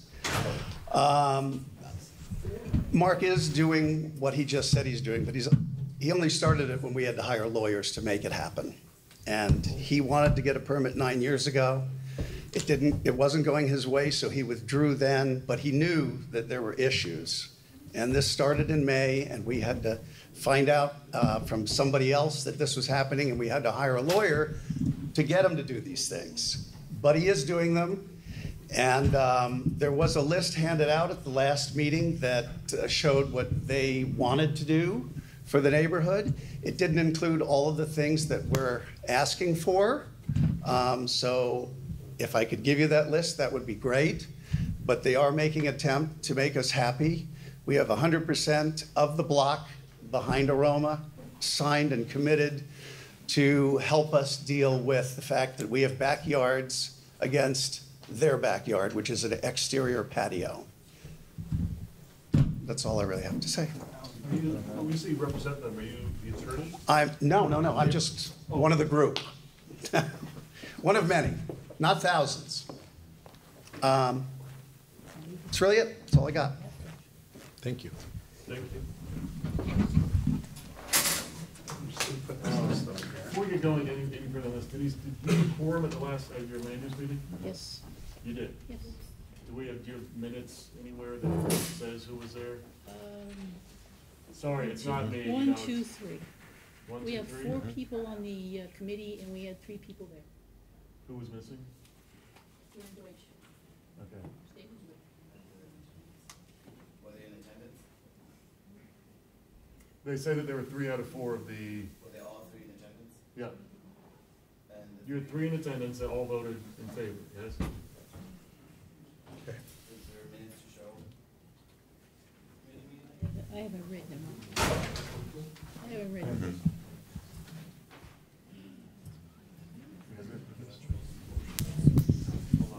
Was it videoed? No. No. We're not that important. Huh?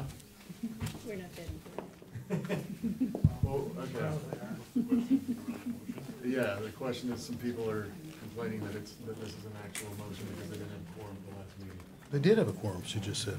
We had. I Yeah, agree. just said she had a So are we quorum. good on that then? So who was in the meeting? I just want to know who Can you just say it one more time? Say the names of the people in the meeting. Andrew Sussman, Richard Niederberg, and myself. That's 3. The one person who was missing was Joanne Deutsch, who is a stakeholder. Save a little time. Good? Okay. So, We're on public comment right now, so let's keep hearing. Yes, sir. Hello, Jeff Hull. I live on Bakeman, behind Aroma. I'm on the east side of the street, so I'm not as directly affected, but I'm friends with the people that live directly behind them and spend time in their backyards. You can hear people singing happy birthday all the time. The meeting that was called where they passed this motion, we were never informed that it occurred. We were unaware of it. As far as we knew, both sides had lawyers that were working out an agreement, right, for what would be done. Mark has started to pick up the trash. He's working with the sound wall. Progress is being made. I just didn't think that this was It hasn't been passed, just so you know. or that anybody was even going to be voting on it yet, that we haven't finished. This motion hasn't passed yet because it's before the board right now. It Yeah. was committee talked about, just so you know, nothing's passed yet. Okay, Yeah. but we're still in negotiations, right? Okay, I just wanted to make that part of it clear. I think Mark's been making an effort. Did the sound people talk about the alcove? You know, that it's at the back on the, what is that, the south side? He said there's no way that's at all a possibility for that sound. It's protected by about a 12 to 15-foot room behind it. It's all wrapped in cinder block and stucco. The Yeah, sound but goes it's forward and amplifying down. out that way. It doesn't go out that way. Yeah, I mean, it's going out towards Tahunga, but that. Yes, it's going towards the driveway. Right, but that, I think He that's said still that part this- of it. Well, it didn't show up on the sound study. They did a 5-day sound study. Yeah. And it didn't pick up any decibels. Because when we had that meeting there that time, You mentioned that, but. one of the neighbors, Brian, who lives directly behind, could hear us discussing the issue from the backyard in that alcove. And nobody was being particularly loud. Yeah. So these are our concerns, is I understand, that, yeah. yeah. Yeah. And as long as they're addressed, we're on board. We like Aroma. We're just very concerned about the parking Yeah. and the noise, and particularly the noise. Yeah. Thank you. Okay?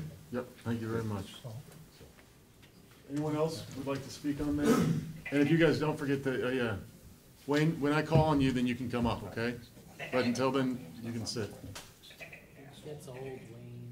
Do we have any other, did you want to say anything? Okay. Okay. No, now we'll get to Wayne. Wayne, start the clock.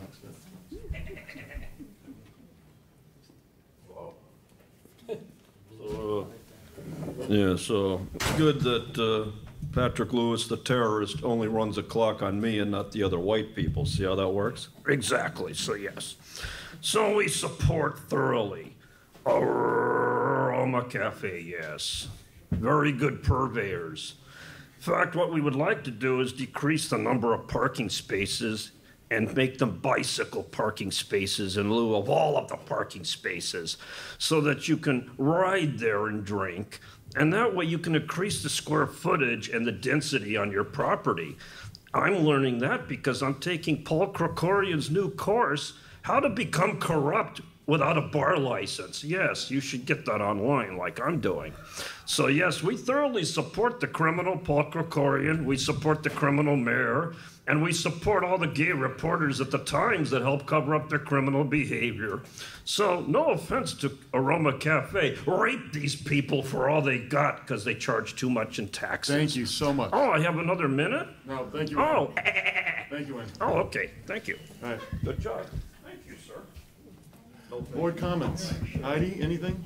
Well, I have a question to the neighbors. You're concerned that just by having wine is going to make them louder? Is that what your concern is? Louder. It's also going to give more business at night, and they can serve until 10:30.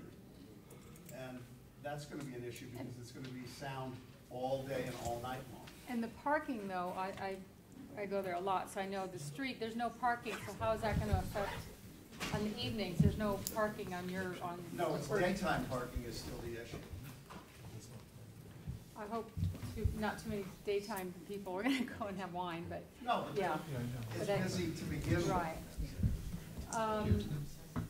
Okay, that was just my, I couldn't understand it, because it sounds like he's taking care of the sound, so it's going to be better with the sound wall. We hope so, yes. Yeah, I'm sure it will be, because it's going to be constructed by, yeah. Okay, that's my question. Yep. Patrice?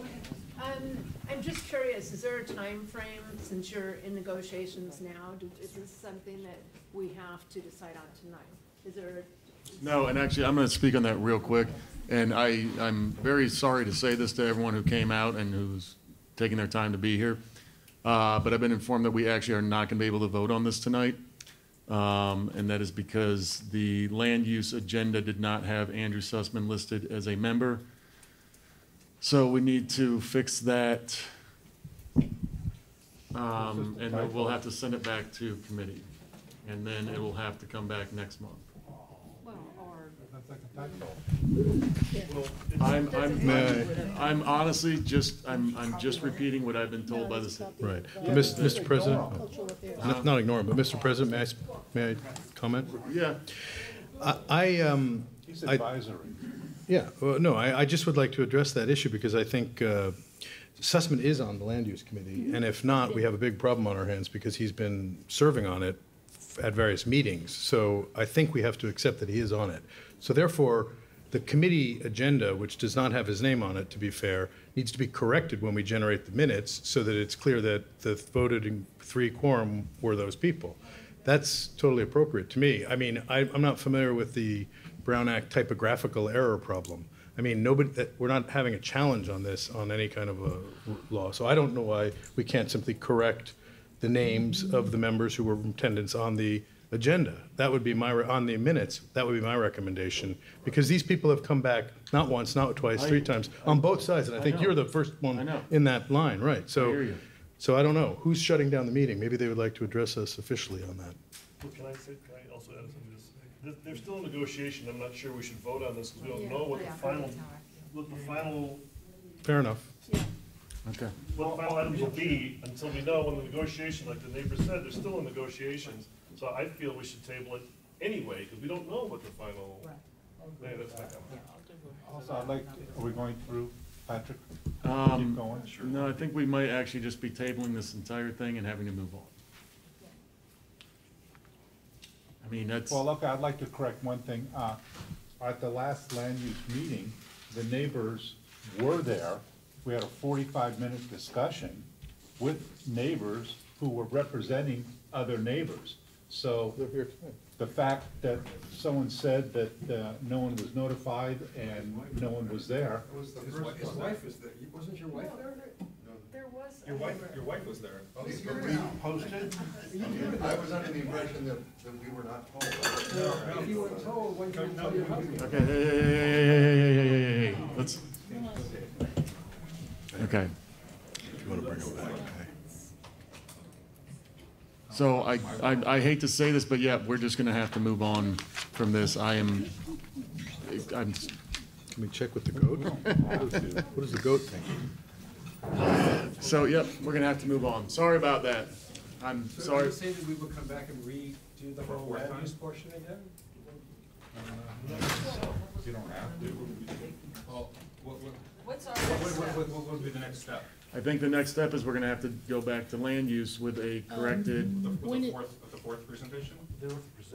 You're not gonna have to present, hopefully. Hold on one second. Hopefully, Denise, hopefully, maybe at the next land use meeting, you guys can just call the vote right away and then get it brought, here, and then we can do this. We're just gonna send it back to committee. Do we need to present again? Hopefully not. No. When are you having your next meeting? We're going to be out of town from the 26th to the 8th of October. And I think their attorney wanted to hear from Shawn at Better Boston personally. Gibson, I'm doing my best over here, okay? Move on to the next agenda item. Okay, we're gonna have to move on to the next agenda item. Sorry about that. You can incorporate by reference what happened at the last land use committee meeting. If the last one was legal, you can incorporate it by reference, the presentation he gave, and it doesn't have to be given again if it's incorporated by reference. Okay, so Denise, motion B. Same thing. We're gonna go on to public safety by Craig Radow. Wait a minute. I thought you wanted me. What happened? Boom, boom.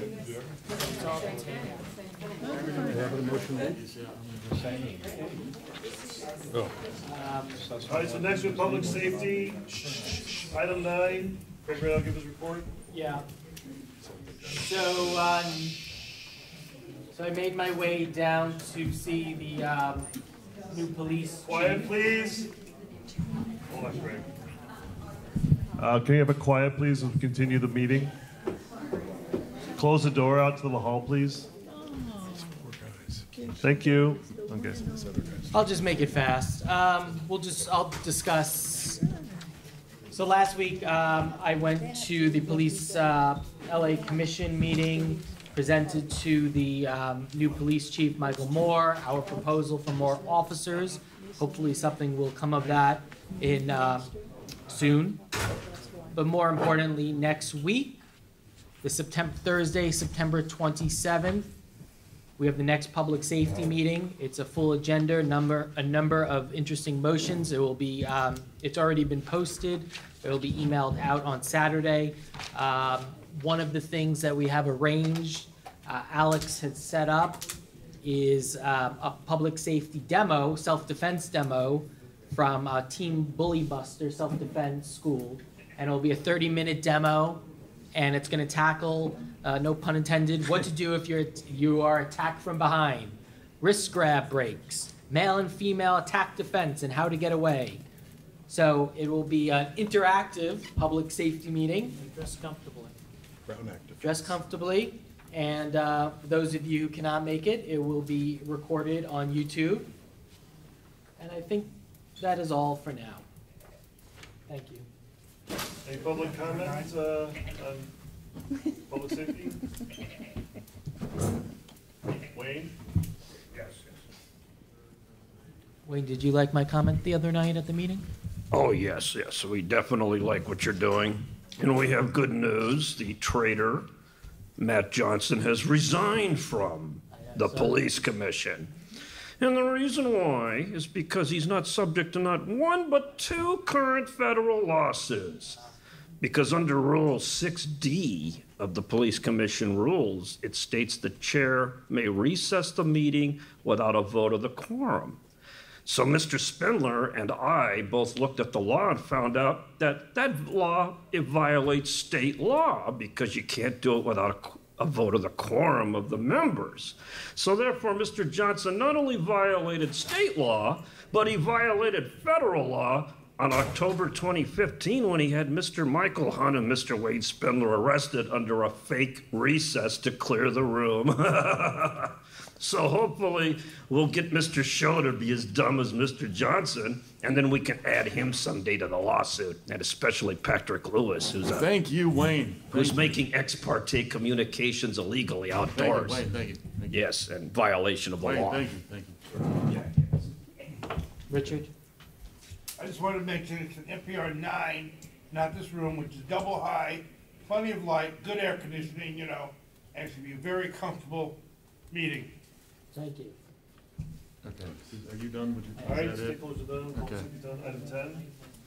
Okay, government affairs. Eric, knock it Eric out. Priven, very good. I'll be brief and try to make this as simple and clear as possible. We live in the city of Los Angeles, and obviously we have campaign finance, which means that the people who run for city offices like city council and mayor and city controller and city attorney have to raise money in order to get elected. We all know about that, and many of us are frustrated by the power of money in politics. With that in mind, the city invented in 1993 something called a matching fund program, so that the idea was smaller grassroots candidates could raise a little bit of money and then expand it to be bigger dollars so that they could compete on a platform against the incumbents typically. Well, we studied it in the Government Affairs Committee this week or last week, and when you look closely, you can see that it is the incumbents who benefit from the matching fund program because of a few rules. And we thought if those small rules could be adjusted so that the grassroots candidates who have to get 500 signatures just to get on the ballot could have some money to start their campaigns, that would be a good thing for the public and the grassroots candidates, obviously, and it would not affect the high-rolling candidates like our incumbents. So with that in mind, we made 3 decisions in committee that I will share briefly, and if the board is pleased with that, they can agree, and we may vote on that, and if we are so inclined, we would then send a community impact statement to the case file, because they are looking at it right now, because there is $16.1 million in the matching fund ready to be pushed out the door, and they would like to do that. Now, so with that in mind, the one thing that I think would be critical is, because having run for an office before, there's a threshold of $25,000 that each candidate has to raise, like if you're in council district, or it's more if you're a city attorney, and it's more if you're the mayor. All of them make no sense, because to raise that kind of money against an incumbent is very, very hard for obvious reasons. People love your politics, but to put your name down for $100, it gets filed into your opponent, who is the mayor sometimes. So people are like, well, I'll support you, but I don't want to give so much. So that's something that people don't think about unless they're a candidate. We recommend getting rid of that threshold. The way that you would show the support that that's meant to kind of establish is the 500 signatures. I just want to emphasize one more time, getting 500 ballot signatures at the mall or at Fashion. I mean, it's very hard. You know, you have to stop people who everybody wants to walk past. And so if you can do that, I say open the floodgates to these candidates and give them a little something. So that would be, the one change would be lose the threshold. The second change would be count those 500 signatures as the entry level into the match. So that for 500 signatures, if they're worth $10 each, that means, you know, you have a $5,000 start out. So if there's a 3-to-1 match, each candidate would get $15,000 to start. And this would immediately change the landscape, because what incumbents don't want most is a jungle primary where there's all sorts of people talking about what's actually going on in the community. They prefer that people barely notice that there's an election. I find. I mean, they're all nice people. You have to get into elected office, so you have to make people like you. But that would be a good change, would be to count those signatures. And then the last one is something that, again, is City Hall sneaky behavior, where technically the law says now that you have to agree to debate your opponent, but you don't actually have to debate your opponent, which is one of the dumbest things in the world. So the Ethics Commission has agreed to change that and make it that you have to have at least, I think it's 1 debate in the primary and 1 in the general election. And they're adding something called a town hall meeting. So our fix, after discussing that with a quorum for the record, was that there should be 2 debates in the primary, 2 debates in the general election, and get rid of the town hall meeting. You can have one if you want, but town hall is where the candidate drives it, and you have to invite the other candidates, but that's quite different than having questions handled one by the other and by the other. So we thought that that was a good requirement. And that is pretty much it. I won't go on much longer, but I would like to hear from the public, obviously, and I would like to hear from the board, obviously, if there's any questions. It is wonky, confusing stuff, and the city is pushing it through like tomorrow morning because that's how they roll. Nobody needs to know. So let's move on. Yeah, it's your Any Does anyone have comments? Wayne? Right up your alley, Wayne. We got the time going. So go ahead, I'm assigning this to Mr. William Goat. Yes, so tomorrow morning at 8:30, our dictator, the Honorable Herman Jason Wesson, who I deeply respect. And the reason why, I know Mr. Spiller has the issue, of Mr. Wesson trying to kill him, but I like him because I'm a goat. So tomorrow morning at 8:30, get your asses up and get down to City Hall, and you won't. And then Mr. Wesson will pass this ridiculous thing without you knowing anything about it, because you know what he did? He canceled the regular meeting after he canceled the Wednesday meeting for the Jewish holiday, because you know Mr. Wesson's a practicing Jew. And then he's tricking you to put it on a Friday, and you think everybody's off, and he told everybody they're off till Tuesday.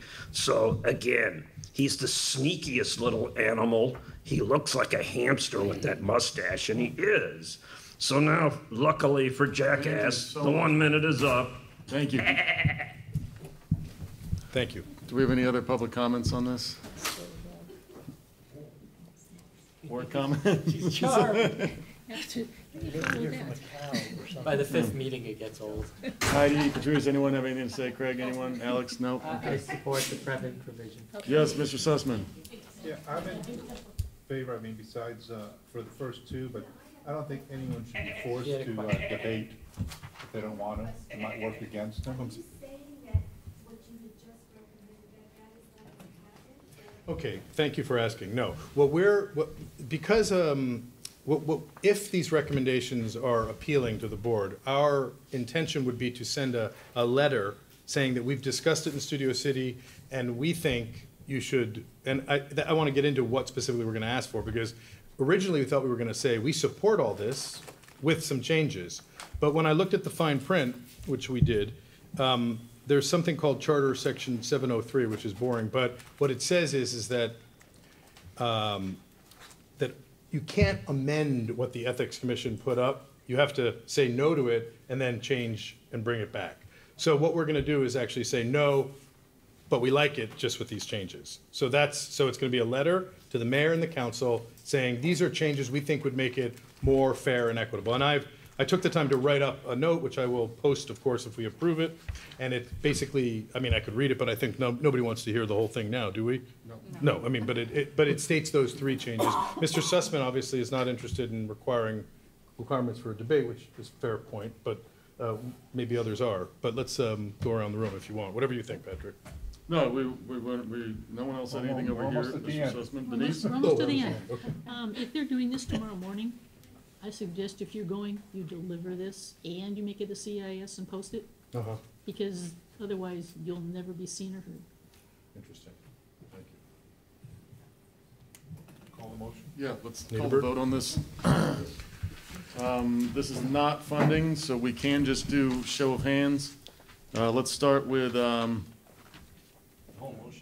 it's just one motion, right? Yeah. Okay, so all in favor of the motion, hands? We don't do 1, 2, and 3? It's not funding. They only do that for funding. I think it's all together. It's listed as all together in one. It's all or nothing. I hear you. He has 2/3 of a yes. Okay, so that's unanimously passed. So if you want to. How many, did anybody vote no? No. Okay, so no. I kind of voted no. Excellent. Well, too bad. Okay. Thank you. We're going to move on. Budget. Eric. Okay, the Budget Committee did meet, and we have a bunch of funding items that the board, I think, has to vote on individually, is my understanding. So that's what we should do forthwith, without continuing.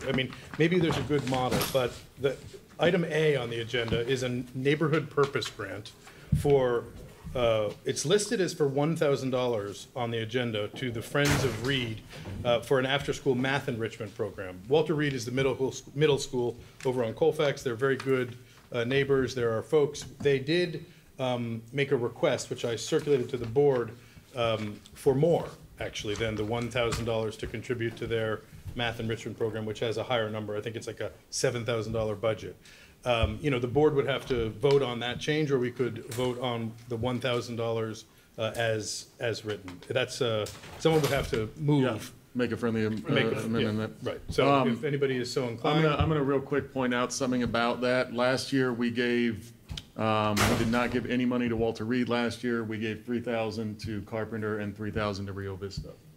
Well, then I'll Walter move. Reed, Yeah. yeah, I mean, Walter Reed didn't come to us last year. I tried to reach out. I don't know what happened, but just to let everyone know what the precedent on that is. So, yeah, I make a friendly amendment to request for 3,000. For 3,000? Yeah. They've only asked for 2. They've asked for 2? They've asked for 2. 2,000? Yeah, I think 2,000 is more appropriate. Okay. Who's gonna run it? Friends of Reed, which is a parent organization. Yeah. Are they gonna sponsor a teacher to do that? Actually, they came to the, thank you for asking, we're on a time frame, but the budget, they came to the budget committee. Karen Shoemaker is one of the parents, and another parent came, and they even brought a teacher, which we thought was very nice. And they explained how it works. It's Wednesdays and Thursdays or something like that, after school. They really, it's a math enrichment program. They offer tutoring. No, it's not an accelerated program. It's tutoring for folks who are at the lower level, looking for help, exactly. So, and you know, they have instructors, and there's 2 instructors, and they have sometimes as many as 40 or 50 kids. There are 200 enrolled, but you know, 20 a day is a lot. So, okay, should we vote?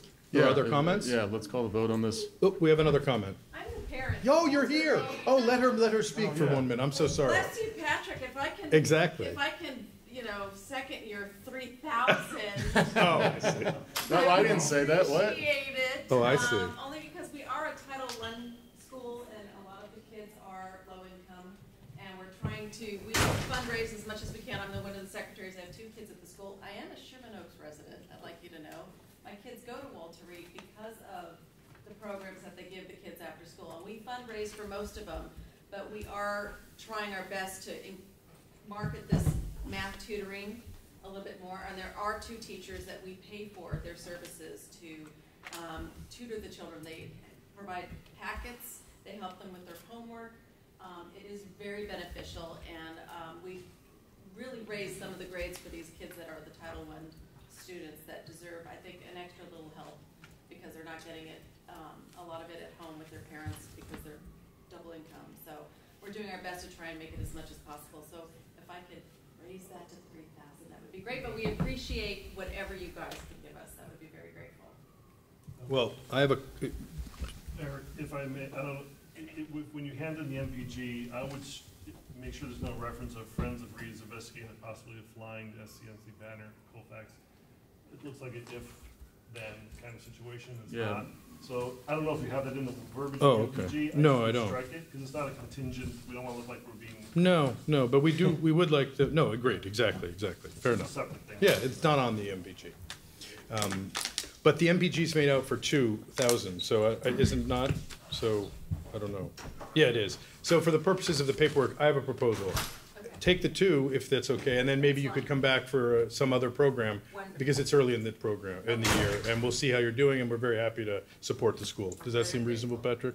I mean, it seems good to me. Okay. So I think we're going to go ahead and vote on this. Okay. Oh, Niederberg. Yes, Richard. I'm just trying to see if any of the neighborhood councils are chipping in. I think we should just call the vote on this. Well, I'm just trying to see. You're asking me if other neighborhood councils are going to chip chipping in, or? You mean if I'm approaching Sherman Oaks Neighborhood Council to? Or North Hollywood. I don't think we have. I think we've just approached. We have some super AAA moms right now this year that are going after every single kind of funding and grants that we can get for the school. So I don't know if we've approached them. I'm sure we probably will approach as many people as we can, but we've only approached Studio City first because this is your feeder school for Carpenter and for Colfax. So makes sense. All right, we're going to go ahead. We need to go. We need to go roll call vote. No, we're going to just move on. Patrice. Yes. Lewis, yes. Heidi? Yes. Janine? Yes. Niederberg? Eric? Yes. Craig Radow? Yes. Keith? Yes. Schiller? Yes. Mr. Sussman? Yes. Richard Welsh? Yes. Denise? Yes. Okay. Eric, you want to go on the next? Yeah, sure. Richard, you can handle that. That's it. Okay, so the second one is, the board has a relationship with the group called East Valley Emergency Preparedness Summit. We've done it for several years. They put on an event where they educate people about earthquake preparedness. It sounded very, very good. It's Patty Kirby. There's a flyer. And they've requested $300 for outreach and food for that event coming up on a date that is, I believe, October 13th. And it is at the, believe it or not, the Scientology building over in North Hollywood at 11455 Burbank Boulevard. Would we like to go around the room and vote? Are there any public comments? Patrick? No, we're not gonna hear from Okay. everybody on Well, the we list. should hear from. Do we have any board comments on this? Yeah, I was there personally last year. I manned out a booth. Fantastic event, very worthwhile for the community, huge turnout. I spoke to Patty. She would like us to have a table this year. Unfortunately, I'll be out of town. So she asked if would outreach consider or someone else. I'll talk about it at a public safety meeting next week. But just keep that in mind that we do have space for a booth. We can do some outreach there. What's the date? October 13th. It's a quick morning. It's the biggest crowd. It's quite a big crowd. So. Yeah, no, I was there last year as well, and I have my entire family coming to it this year from West Valley, everyone. It's great should go to this information. summit. Absolutely. All right, so we're gonna vote on this. Patrice? Who picked the bid? I've got a question, is this as an NPG or as an outreach expense? Because we should have a presence there if we're gonna process it as an outreach effort. Yeah, I know we are planning on to have a presence Yeah, there, good. but I think it's an outreach effort, not an MPG. Right. Right. So it's not, yeah, I don't have it listed as an MPG. right? No. Outreach and food. Yeah, I mean, that's Okay. what it is. And Okay, Lewis, yes. Heidi? we don't want to exhaust it. Heidi? Yes. Yes. Janine? Yes. Well, no, we should, if he signed up to speak, we should let him speak, because otherwise Did he sign up it's a on this? disaster. No, we don't want that. We want to, I don't think we do. All right. All right, I mean, I don't, come on up, let's start the clock. Start the clock. yeah, exactly. Let's just move forward. Before we vote. You know, Lewis, you gotta play the goddamn game, Lewis. You're hating the players, man. You're hating the players. The players are not to be hated. It's a fucking game. It's a sick game, and we're all puppets in this game. Now, I got my bill for damages at the federal courthouse, the Roybal building, and I'm not getting paid, so I'm paid for nothing to be here. And you don't want to take public comment, so, you know, everybody that's white and rich, you don't even start the clock. I've seen the whole thing going down, and you videotaping all this shit. All I gotta do is go to Bonk, and she's gonna put your ass on exhaustive effort. See, you gotta play the game. You're the president, like Johnson. And you got a bad attitude, dude. You got to be a fan of the game. Because you're not a fan of the game, you're acting like a jack-off, like Paul Krikorian, see? You don't want to do that. So play the game by the goddamn rules. Thank you, Wayne. Or you're going to be timed out. you. See, you already give me, look, you're giving me 1 Thank minute, you. right? See, you're starting me at a 1 minute. Then you're giving me another minute, right? Niederberg? What's your vote? Yes or no? Are you voting yes? Yes. Okay. Previn? Yes. Craig? Yes. Schwallenberg? Yes. Schiller? Yep. Sussman, and we got it worked out with your ethics course? You're good to vote on this? He's good. Okay. Yes. You're yes? Welsh? Voted Yes. twice. Yeah, I know. I just, Get with the program. he just reminded me. I thought they pointed out two of us. You voted once. Okay. Denise? Yes. Okay. Let's move on. Can they change the venue, please? I don't, I'm not gonna comment on I really have a it. problem saying yes to it. I agree. There it is. I agree. Eric? Okay, thank you. The next one is item C, obviously, the board, at 11C. The board here authorizes reimbursement of $70.28 to Eric Previn, board member, for printer ink copies. So this is a job where you have to make agendas, you have to print out all this stuff, and it becomes a city expense. So I purchased a number of 2 cartridges for $65 and made photocopies for $4.59 for the total of $7.28, and I asked for an aye vote in support of reimbursement. Okay. Your agendas for your meeting, your committee meeting? I'm a chair now of two committees, as well as I made 2 board meeting agendas for our president, printed them out and stuff. So I had to just print out all that stuff. I know. Do you know, this is to everybody, because I know we've gone through this before. Everyone knows how to use the printer in the office, though, right? No. You don't? Okay. No. We'll have a course on that. Denise? Did you know that you can go down to the print shop here and have whatever you want printed, and they will just charge the SCNC? It's not as cheap. easy as that. You just have to have the account number, the same account number. I tried to do it one time, and I had done it once, and then I'll be looking for it if we're gonna start doing that. Yeah. But Rob had not paid one of those, so they gave me a hard time, because Rob didn't know that I was doing it, right? So Okay. that was early on, but yeah. If you we go might to need them and smooth explain out what- that process, yeah. Okay. but it will be You good just to. print it. So moving on, and I'm not saying I'm opposed to this, I'm just saying, moving on, let's try to not I have agree. these, because the city's always gonna give you a hard time about this. No, I agree. I would much prefer a system that worked Yeah. at the, you know. Okay. at But the you have office. receipts, Yeah, to here are the receipts, so I mean, Okay. that's it. So let's vote on this, and with the understanding that we'll figure out a better system in the future. How's that? Fair enough. Okay. Yeah, let's hear a public comment from Wayne. Did you give them mileage and gas? If you're gonna get mileage and gas. That's a good point. Yeah, because that's under federal standard. Plus roaming charges. That's right, parking. Fair enough. You know, so all that, so I moved that it be 170/28, just to round it off and make it right for city standards. So I think that's a friendly amendment that should be done. Okay, thank you. So we're gonna vote on this. Patrice? Yes. Lewis, yes. McKay? Yeah. Janine? Yeah. Niederberg? Yeah. Previn? Yeah. Radow? Yes. Schwallenberg? Yeah. Schiller? Oh, say no, say no. Come on, Schiller. I abstain. Nice. All right. Okay, Sussman? Took the words right out of my mouth, so I'm gonna say yes, otherwise I would. You're in or you're out? Welsh? Yes. Wellbank? He's abstained from so many of my motions for funding. Okay, Eric? You're on a roll, let's go. It's going for his reelection fund, we know where the money's going. $70, right. Okay, so there are the, next one. Item D is, what is item D?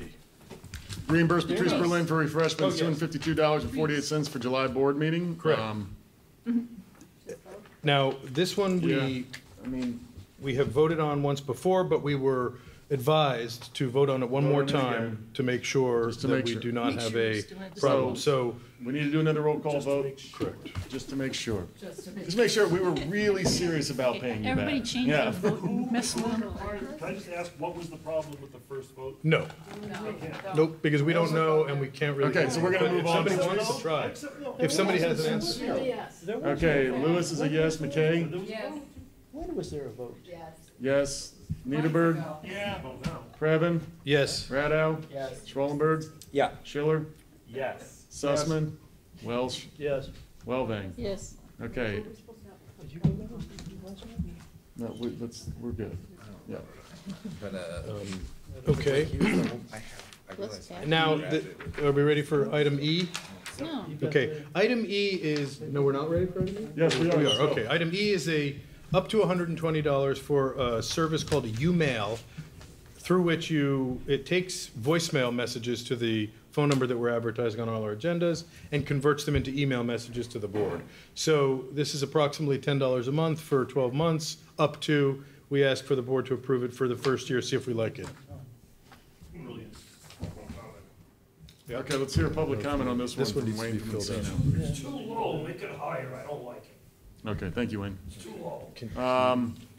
Eric, do you want to explain this a little bit, or, I mean, I got your email. Everyone got I the sent the email? board, it's basically an email service that you put the Everyone phone gets number it? through it, and when somebody leaves a message, it converts it into a texty thing, and then you can access it as And it board. can work through the CBS Centrics. Apparently, it can work through, and if it doesn't, we're not gonna do it. It's up to this money, and we're only gonna spend the money if it works. All right, well, commit for 1 month. It turns it into an email. Okay, Thank so you. I meant It text. shoots out an and then- email to yeah. everybody. So somebody doesn't have to monitor. No, it's gonna go to all of us. So if That's someone when it calls, goes right, forward. exactly. Cool, then let's vote on this. Patrice? Yes. Lewis, yes. McKay? Yes. Jean? Yes. Niederberg? Yeah. Previn? Yes. Radow? Yes. Schwellenberg? Yep. Schiller? How do we live without it? Yes. Sussman? Yes. Welsh? No, I don't want any more email. Okay. Is that a no, really? It's That's a- absolutely a no. Okay. Well, I then- don't want any more Well, then- email. Wait a minute. I abstain. Okay. All right, let's keep it going, Eric. Okay. The D needs to be filled. Reimburse Craig Radow. Okay, so this is to That doesn't reimburse matter. Craig That's a hard pass Radow. on me. We voted twice. Item F is to reimburse Craig Radow for the second, not for the second time, but to approve it for the second time to cover the costs from the North Hollywood LAPD barbecue, at which we provided refreshments for our officers, who Craig will point out are not enough. But How is it different than what we passed? We just, and then it's amended just, the it's last just to time? make sure It's just- that the whole, yes. I know. Okay. Oh, So no, the hold on, let me concern- explain real sure, go quick. ahead. It is nothing more than clerical error on someone's part. That's all this is. Good, okay. So this will cover it then. This will cover, hopefully this is the last time we vote to pay back We Craig. should give them interest. Shadow the vote. Let's get some, public comment. Wayne? Which barbecue was it? We had it in May. Don't. Which barbecue? Who wants to know? No, it was in the park or in the outdoors. Wasn't it the station? Puppets. Wasn't it the state, near Hollywood Station?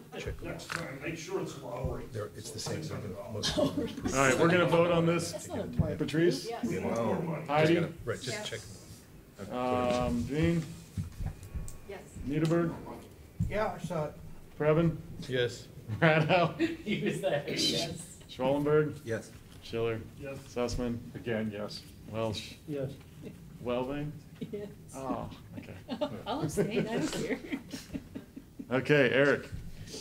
Okay, so this, item number G, is the Chamber of Commerce is planning a river cleanup on November 3rd, and they have a lot of partners, so that came to our attention a little bit later than I would have liked, but I still think it's a great event. We voted on it because we know what they're doing, and we support it. They want $600 to contribute to their efforts, and we agree one time to do that. And, you know, if it comes back next year, we can revisit that. And so I would recommend an aye vote on this one as well. What's the money for? It's to go for the Chamber of Commerce's big cleanup, and there's No, I understand, various, where does it go? Yeah, what do they Well, put this is an bags? excellent question. Maybe the outreach committee wants to address that. If not, I think it's gonna go for support for the cleanup activities, which includes bags and water and food and And who else and is paint contributing? and supplies. Well, the contributors are vast, as we've learned. There's the City of LA's Krikorian office, there's Sheila Kuehl from the county, But just there's the Republic. amount. I don't have a total. 5,000? Sussman, I appreciate your question, and I think it's a great question. And in the future, because I'm gonna ask more questions in budget, I think it's important if we're giving X amount of money to an event, it's a great question to know what's the budget of the event and who else is contributing. So in the future, I think we should ask that question. So I don't know the answer unfortunately now, but I do know that this is a good event. We have a member in the public, but also. In your territory, you might ask for specific areas, Right. such as at the 154, where I'm a vegetable garden, no, Okay. at Burbank, they could put in a new bench, but there's a homeless guy there, and it smells of crap. Okay. Lately, it's been smelling like a dead, Yeah. Okay. dead crap. So, just that area is kind of the river too, so maybe you could have specific, it's just, it smells of crap, cholera, I mean, it's worse than maybe all of your. Sir, I appreciate that. Right, Okay. this one is for, but just for clarification, this is for a specific area where they're gonna be having it, Okay. but I appreciate All the right. comment. Hey, Thank hey, you. hey, hey, hey, hey, hey, hey, hey, hey, Okay, hey. thank you, sir. Hey, hey, hey, hey, hey. We're gonna go ahead and vote on this if that's cool with everybody. Public comment. Yeah, make your public comment, Wayne. So, again, full support it. As you see, it's $600, that's my threshold to support. Everything needs to be at least $600. And the gentleman is correct. I do, on Burbank and Havenhurst, I do smell the smell of fecal material, garbage, and cholera. And I would move that another $600 be put into the Encino neighborhood of Havenhurst and Burbank to get rid of the smell of Murray Martinez and her plants. Thank you so much. Okay, thank you. We're going to go ahead and vote on this. Patrice? Yes. Lewis, yes. McKay? Yes. Niederberg? Niederberg? Yes, but I have a question. No, Why didn't Brevin. anybody walk across the hall and ask the Chamber of Commerce? I hear you. Craig? Yes. Schallenberg? Yeah. Schiller? Yep. Sussman? Yeah. Welsh? Yes. Wellbang? Yes. Good, passed. All right, moving right on. One more. Eric, knock it out. Okay, the last one is item number H. This is, the Studio City Rec Center is one of the nicest rec centers in America, I find. And they are putting on a Halloween festival and a movie in the park on a night coming up in October 27th. And we were approached by the park who are going to be putting on this event, and we would like to contribute. They are requesting $2,500 for this, and they were very nice to put us in the their mailer that goes out, which is a nice thing to promote this event, and I think we should support it at this level if the board supports that commitment. That's good. Yeah, Rob? Boy, that feels high. What's happening at the event? Is it just a move? Well, a festival like their games and? Yeah, they're gonna have, exactly. It's a whole big thing, and it's their. Movie in the park. Well, they have a movie there, I think it's a Halloween-themed movie, so it's a bonus, yeah, it's a big, the whole park is gonna be aglow on October 27th. So we're gonna be co-sponsors? Well, we are, I don't believe we're the only sponsor, but again, I did not have a look at the entire park's budget. I know someone from the park is here, but I don't know. I'm only asking this gets submitted differently. Who's here? Oh, Hold on. Just giving it Right, no, tell me. helpful information. Is Yeah. that submitted differently for co-sponsors Oh. versus? Oh, I like see. to- So the technical then we're details? just donating $2,500 for food. Here, and We're- it's Rob, not hold on, our hold on. event. We actually have someone here to speak on this. Would you like to? I just wanted to finish the question. Monica's here. Yeah, but he'll probably be able to answer it better than Eric will. How you doing, Mr. Monaco? Pretty much our event, we probably house anywhere from 700 to 1,000 patrons in the area. So basically what the money would go towards would be first our staffing, materials that we purchase. We purchase all sorts of moon bounces. We purchase all sorts of face painting gear. The event is basically free to the community, nominal and tiny little fees here and there just to try to cover other little costs. And of course the movie, which costs a lot for licensing. So, hocus pocus. What, do you know the total budget of the event? Our budget's about $5,000. So we're So literally you're half. and the other half is Parks and Rec? From us and other sponsors that we're using. So we would be giving half and the other half would be split up between other groups? Well, the other half would be mostly us, and then other groups are giving more material, Okay. more And- life. Can I make just a Yeah. quick comment, just because I was the previous outreach director, and I kind of didn't know that the amount of funding that we had previously given them in the past. So this summer, they did 3 different movies in the parks, and it cost us basically nothing. We just contributed Facebook advertising for it. And so they had all their volunteers there helping, set up the screen and all that, So they've been very supportive, and so I think something like this is definitely, it's in addition payback for a summer of 3 events for our stakeholders. Okay. Can I speak? Yes. We actually approved monies for movies in the park, and the paperwork never went through. I remember they that. got money. Oh, they didn't? No, So they, this is but kind they of- used, Oh. they advertised. Sorry as about being a that. Sponsor and everything Didn't want else. to share that, but thank you. Well, I Okay, understand, well, but no, I'm glad that's good that we know everyone that. needs to know. Yeah, absolutely. This That's why it's 2,500 a seems little much more reasonable all of a That's why sudden. it's a Yeah. little But the funding manual states that there is a legitimate way that we can go back and correct these omissions from a previous year. We have to take it out of our current budget. But, I mean, it's quite This is a possible good to way to do. do it. Or we could just do it this way, right? Yeah. Okay. I mean. I don't know, I'm signing this stuff, I feel like I've got my ass hanging on the line a little bit, so I just want to provide information I got that you. have and Okay. cross my Ts and dot my Is. Okay, let's get a quick public comment from Wayne. Wait, hold on, we're doing public comment before board comments. Is this gonna be an inside movie or an outside movie? Is, It'll be an outside movie. that'll be fun. Freezing cold out, but okay. We do hot chocolate, we do all sorts of Ah, okay. kind of make it. Yeah, they're out trick-or-treating at night anyways. Where are your wool socks? That's my son's 3rd birthday, we won't be there. Yeah, okay. Yeah, Very Wayne? Yes, so why don't we just cover the whole thing and be the whole sponsor? So let's make it 5,000, we'll cover the whole thing, and then we'll be able to use our proper propaganda and give Mr. Krikorian, one of the best city councilmen ever, a special award at that Phoenix thing. And this will be a great way to initiate the Studio City Neighborhood Council back into the mafia family. You're gonna match $5,000 too. Yes, we can also do that. Stick it in the match. It's not a bad idea. Okay, thank you. Since when is he part of we? I don't know. He's Wayne from Encino. He's not Wayne. He's our people. Let's move forward. Okay, so we're gonna go ahead and vote on this, and then we can get really moving. Treese? Lewis, yes. Yes. Niederberg?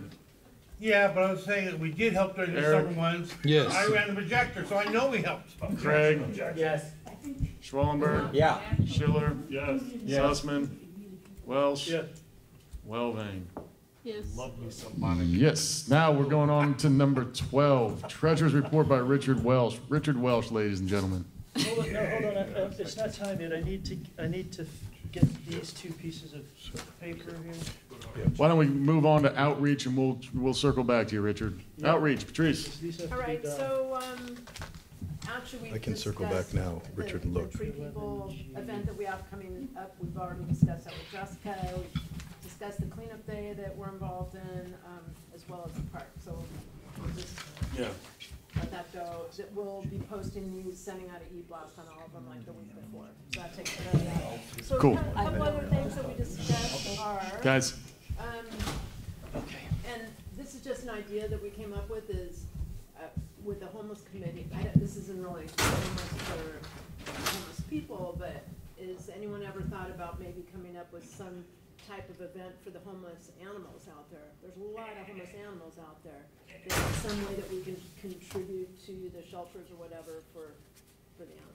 Yeah. That would be, honestly, if I would contact one of them and have them actually come to us with some kind of proposal. So It's just an idea that we. So at our committee meeting, I'll just briefly say that there is a woman who runs something like that in the valley.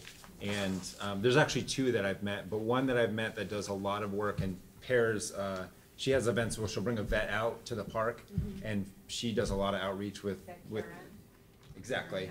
So there's.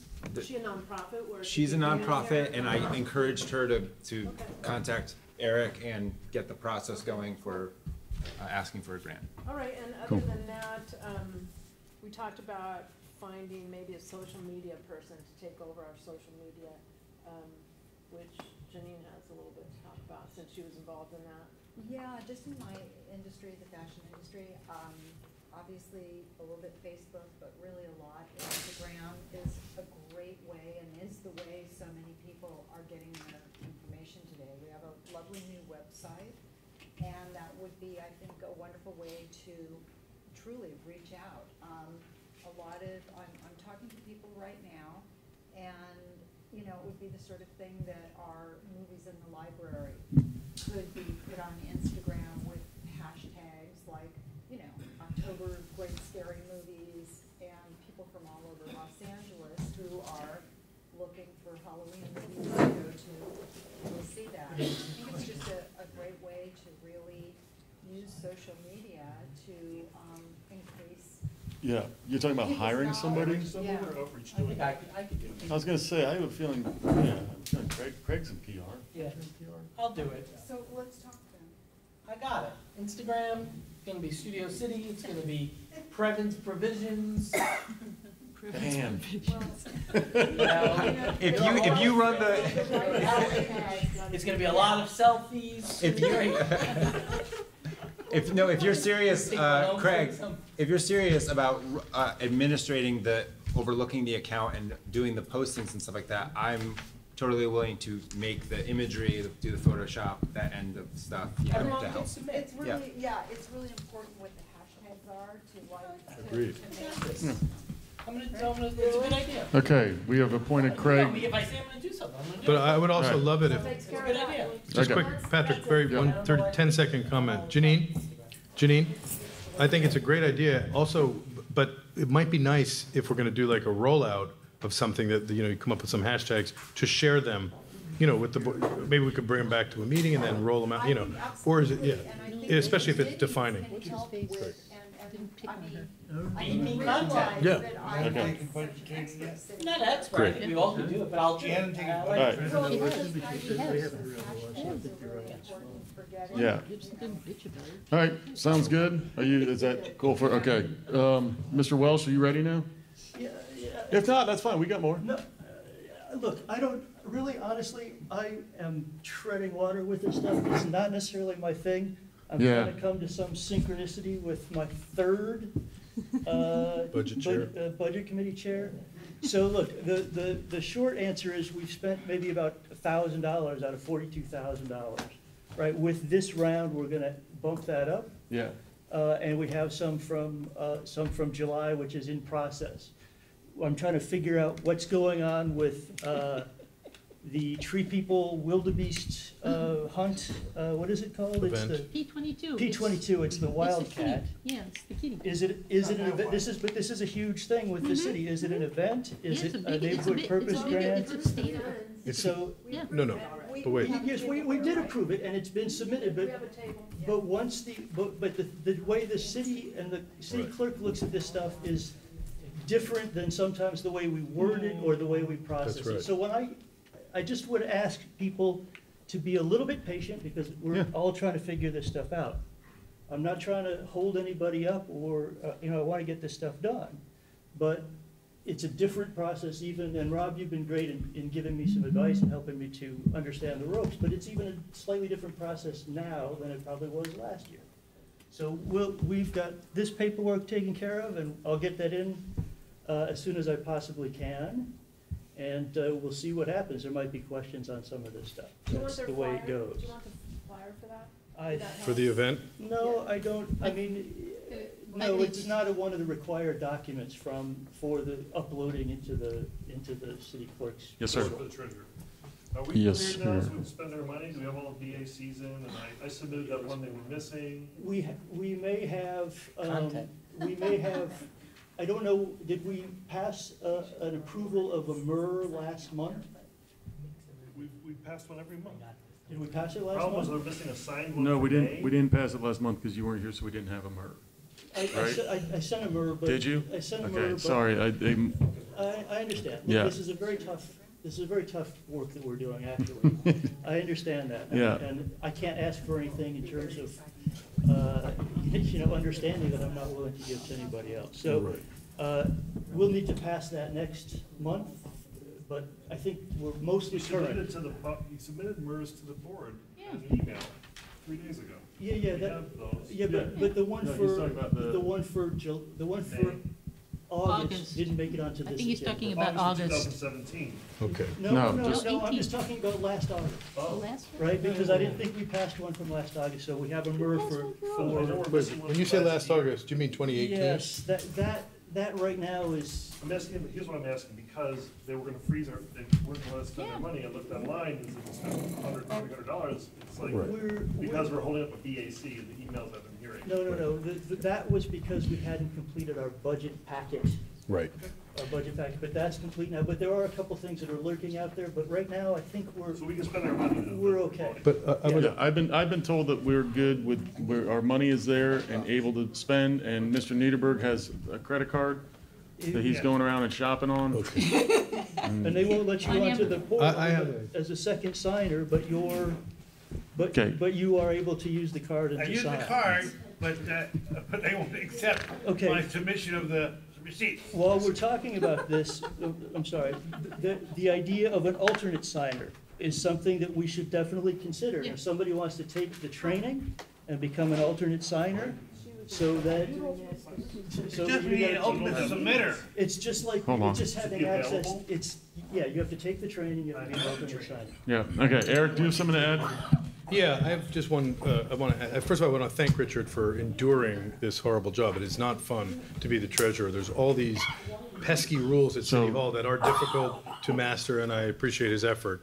And as the budget chair, I'm happy to work alongside him. This meeting, there was a bunch of things that we prepared, and the BAC, which is the board, so people know what it is, because I sat here for a year and a half and had no idea. It's just the vote count. So I have a proposal that will limit some of the paperwork burden on both Richard and myself, I think, in a reasonable way, which is that, you know, the items that are coming for funding at the neighborhood council have to come to the budget committee, in theory, to be framed up one way or the other. In theory, we'll learn that rule and then frame it up that way. And we'll say, bring us your NPG, bring us your tired, you're hungry. And then once that happens, it comes on an agenda. And then, in my mind, that would be the time where the BAC goes to that, along with the agenda, to the meeting. It goes to Richard, and then Richard can put it into the city system. So that, to me, is a division of labor that I think makes sense. To make it even a little easier is if someone, for example, if Janine has a funding thing that she shepherded along, because she knows she could fill out the BAC at the meeting. And I mean, in other words, when we're here, it would come to your desk, you'd say, great, and then you could check the numbers off. Because as you could see, I was trying to check it all off while I was reading the thing, and, you know, it's just not. Eric, I did that too. Yeah. But don't you think that people who bring I in. kept vote counts. You kept the what? I kept all the vote counts. And did you, so, Okay, but good. you have it on is it on a form? No, I just do it and then I put it on that later.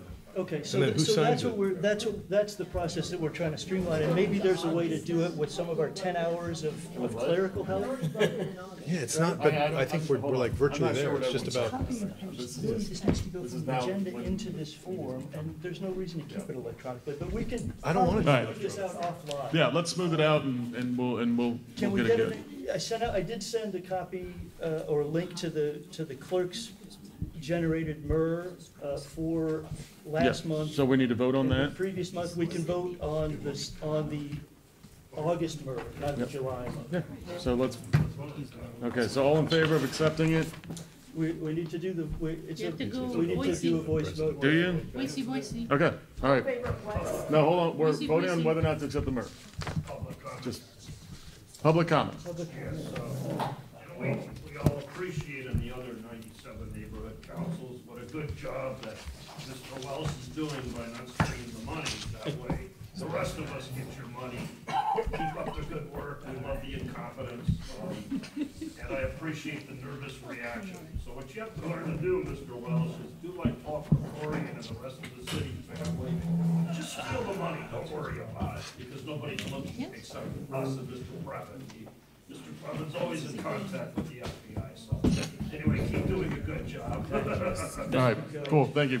I'm gonna read this because I've got a. Okay, do it, yeah. MER for this, Just- so Alex, He's gone, he can't vote on this anyways.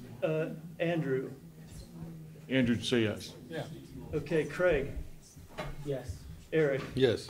Heidi, Brian Carroll's absent, Keith, Yeah. Lisa's absent, Patrice, Patrick, Yep. me, yes, Niederberg, Yeah. Janine, Yes. Mr. Schiller, Couldn't agree more. Claire is ineligible and absent, Denise. Yes. Yes? Yes. Thank you for your trust. All right, so that's another one down. Cool, cultural affairs, Richard, we're gonna, Okay. just Several facts. items. One thing is, Mary Malloy is doing another, presentation to the library. She published a book about Grace Kelly, but now she's also doing one about the food eatery in the star business, and, The what? food places where the stars were dining at. I like that. Yeah, so what happened is, not costing us anything, let her do it at the library. Okay, another thing is. When is it? When? I wrote it down, it's, I think it's in October. Anyway, it is October. I already told Outreach about it, the publicity. Got it covered. Okay, next item, we have our fall film series at the library. All of the Thursdays in October at 5:30 p.m. and also on November 1st at 5:30 p.m. I've already distributed all the different shows. Hopefully it'll come out in our e-blast soon. Basically, 5 different events. I can't do the one on the 11th, but every other one I can babysit for. Also, there's homeless people that do come to that, so you another benefit for homeless that you probably didn't even think about. Okay, the other issue is on the Luminaria. It's already been approved, it's already been budgeted, but somehow the city does not have the BAC for it. So I'd like to, once again, go through it and get an aye vote on not to exceed $4,000 for the Luminaria. This is not something. This is not new news. We had it before. I just need the paperwork. It's housekeeping. Right. I need the paperwork. We need it, yeah, because we don't have much time, right? Okay. There's not a lot of time. Right. No, but not. But we have to put it on the agenda, though. Yeah, it's not on the agenda. It's been on the agenda before. It's been approved before. Then let's generate a BAC off of that vote. That's what we should do. We'll see. Okay. Richard, we will, now I'm serious, we'll get on top of this. Okay. If you can tell me the exact meeting that it was, well, you and I will get together, we'll figure out what Well, meeting it it's on was. our original budget for the whole year. Okay, And then it Richard, came back again Richard, after that. Richard. Yeah, it doesn't, I would just prepare a budget. Hey, I'm just gonna say something really quick. We're gonna go back, we're gonna find out, because I know that we did vote on this. I know it already went through budget. We'll Right. find the meeting when it was done. I'll watch the video, I'll see what the count was, we'll do a BAC, and we'll get it through, okay? We're not in danger of Luminaria not getting money, don't worry, Okay. okay? Okay. Collateral issue, basically. I would like to have somebody, anybody, basically, that could deal with With Duke? the floating price tag for use of Kapiti Kalenga. I can't, it's like, $16.95, that's it. whatever you No, just no, said, no. we've already voted for it. Yeah. I know, The Richard, pay, and you just mean, not have Richard, somebody that deal with Duke and actually duke it out. okay.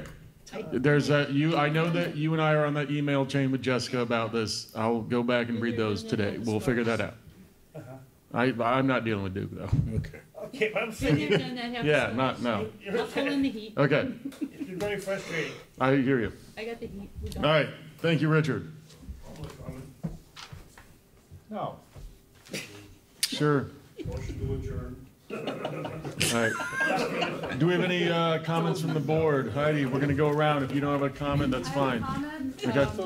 There's pizza and pasta left, please take some home. Okay, Oh, that's nice. Treese. I'm good. Anyone? Where was the food from tonight? Is there It's from an itemized- Rocco's. Is there an itemized receipt for the credit card charge for that food? Heidi did it. Heidi, do you have a? Does she have an itemized receipt? Sorry, what? Is there an itemized receipt for the food, food? Yes, I have my wallet right now. Okay, cool. Keith. Real quick, so I just wanted to thank all you guys for helping fund this flyer that we made for the people experiencing homeless. It's been really successful. All of the people, I was just at Sherman Oaks, they just had an open house on the issue of some housing that is potentially being built. It was both brilliant and also kind of crazy. So they did basically, they had the whole room with all these different people so you could have one-on-one conversations, which was great and it was awesome. And then after about 10 minutes, the councilman, Rue, got up to speak and grabbed a microphone, and then it became just like a shout fest. Yeah. So lessons learned from that, I think, is that the one-on-one is really smart.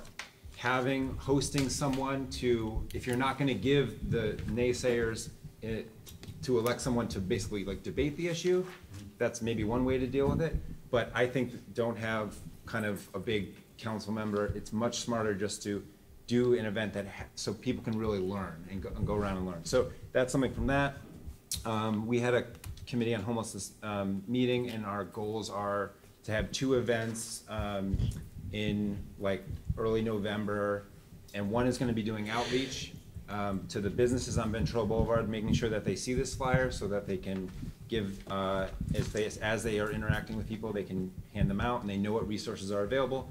And the other, we want to do another drive similar to the hygiene kit, but then ask stakeholders to bring us stuff since we've already kind of funded it. So anyway, thank you. Cool. And thank you. Are we doing anything about a secretary? Are we hiring somebody? What was our decision? Because that's what would alleviate a lot of. We voted for 10 hours a month. Yeah, of we're that time. working on that. I've corresponded with Apple One. I You haven't have? got anything back. Yeah, I tried and had they a just don't get back to you. conversation Yeah. with Mr. Okay. Have we replaced the seat already? Anyway. There's no open seat right now. Oh, okay. No. Okay, Eric, do you have any comment? No, I think, no. Andrew? No. Denise? Richard? No? Okay. What about closing comments from, maybe I have something to say. Oh, actually, I do have one thing. No, let's adjourn. No, Denise, I agree, I second it. Meeting's adjourned. Meeting, yeah. They were in Congress this Saturday. Yes, exactly.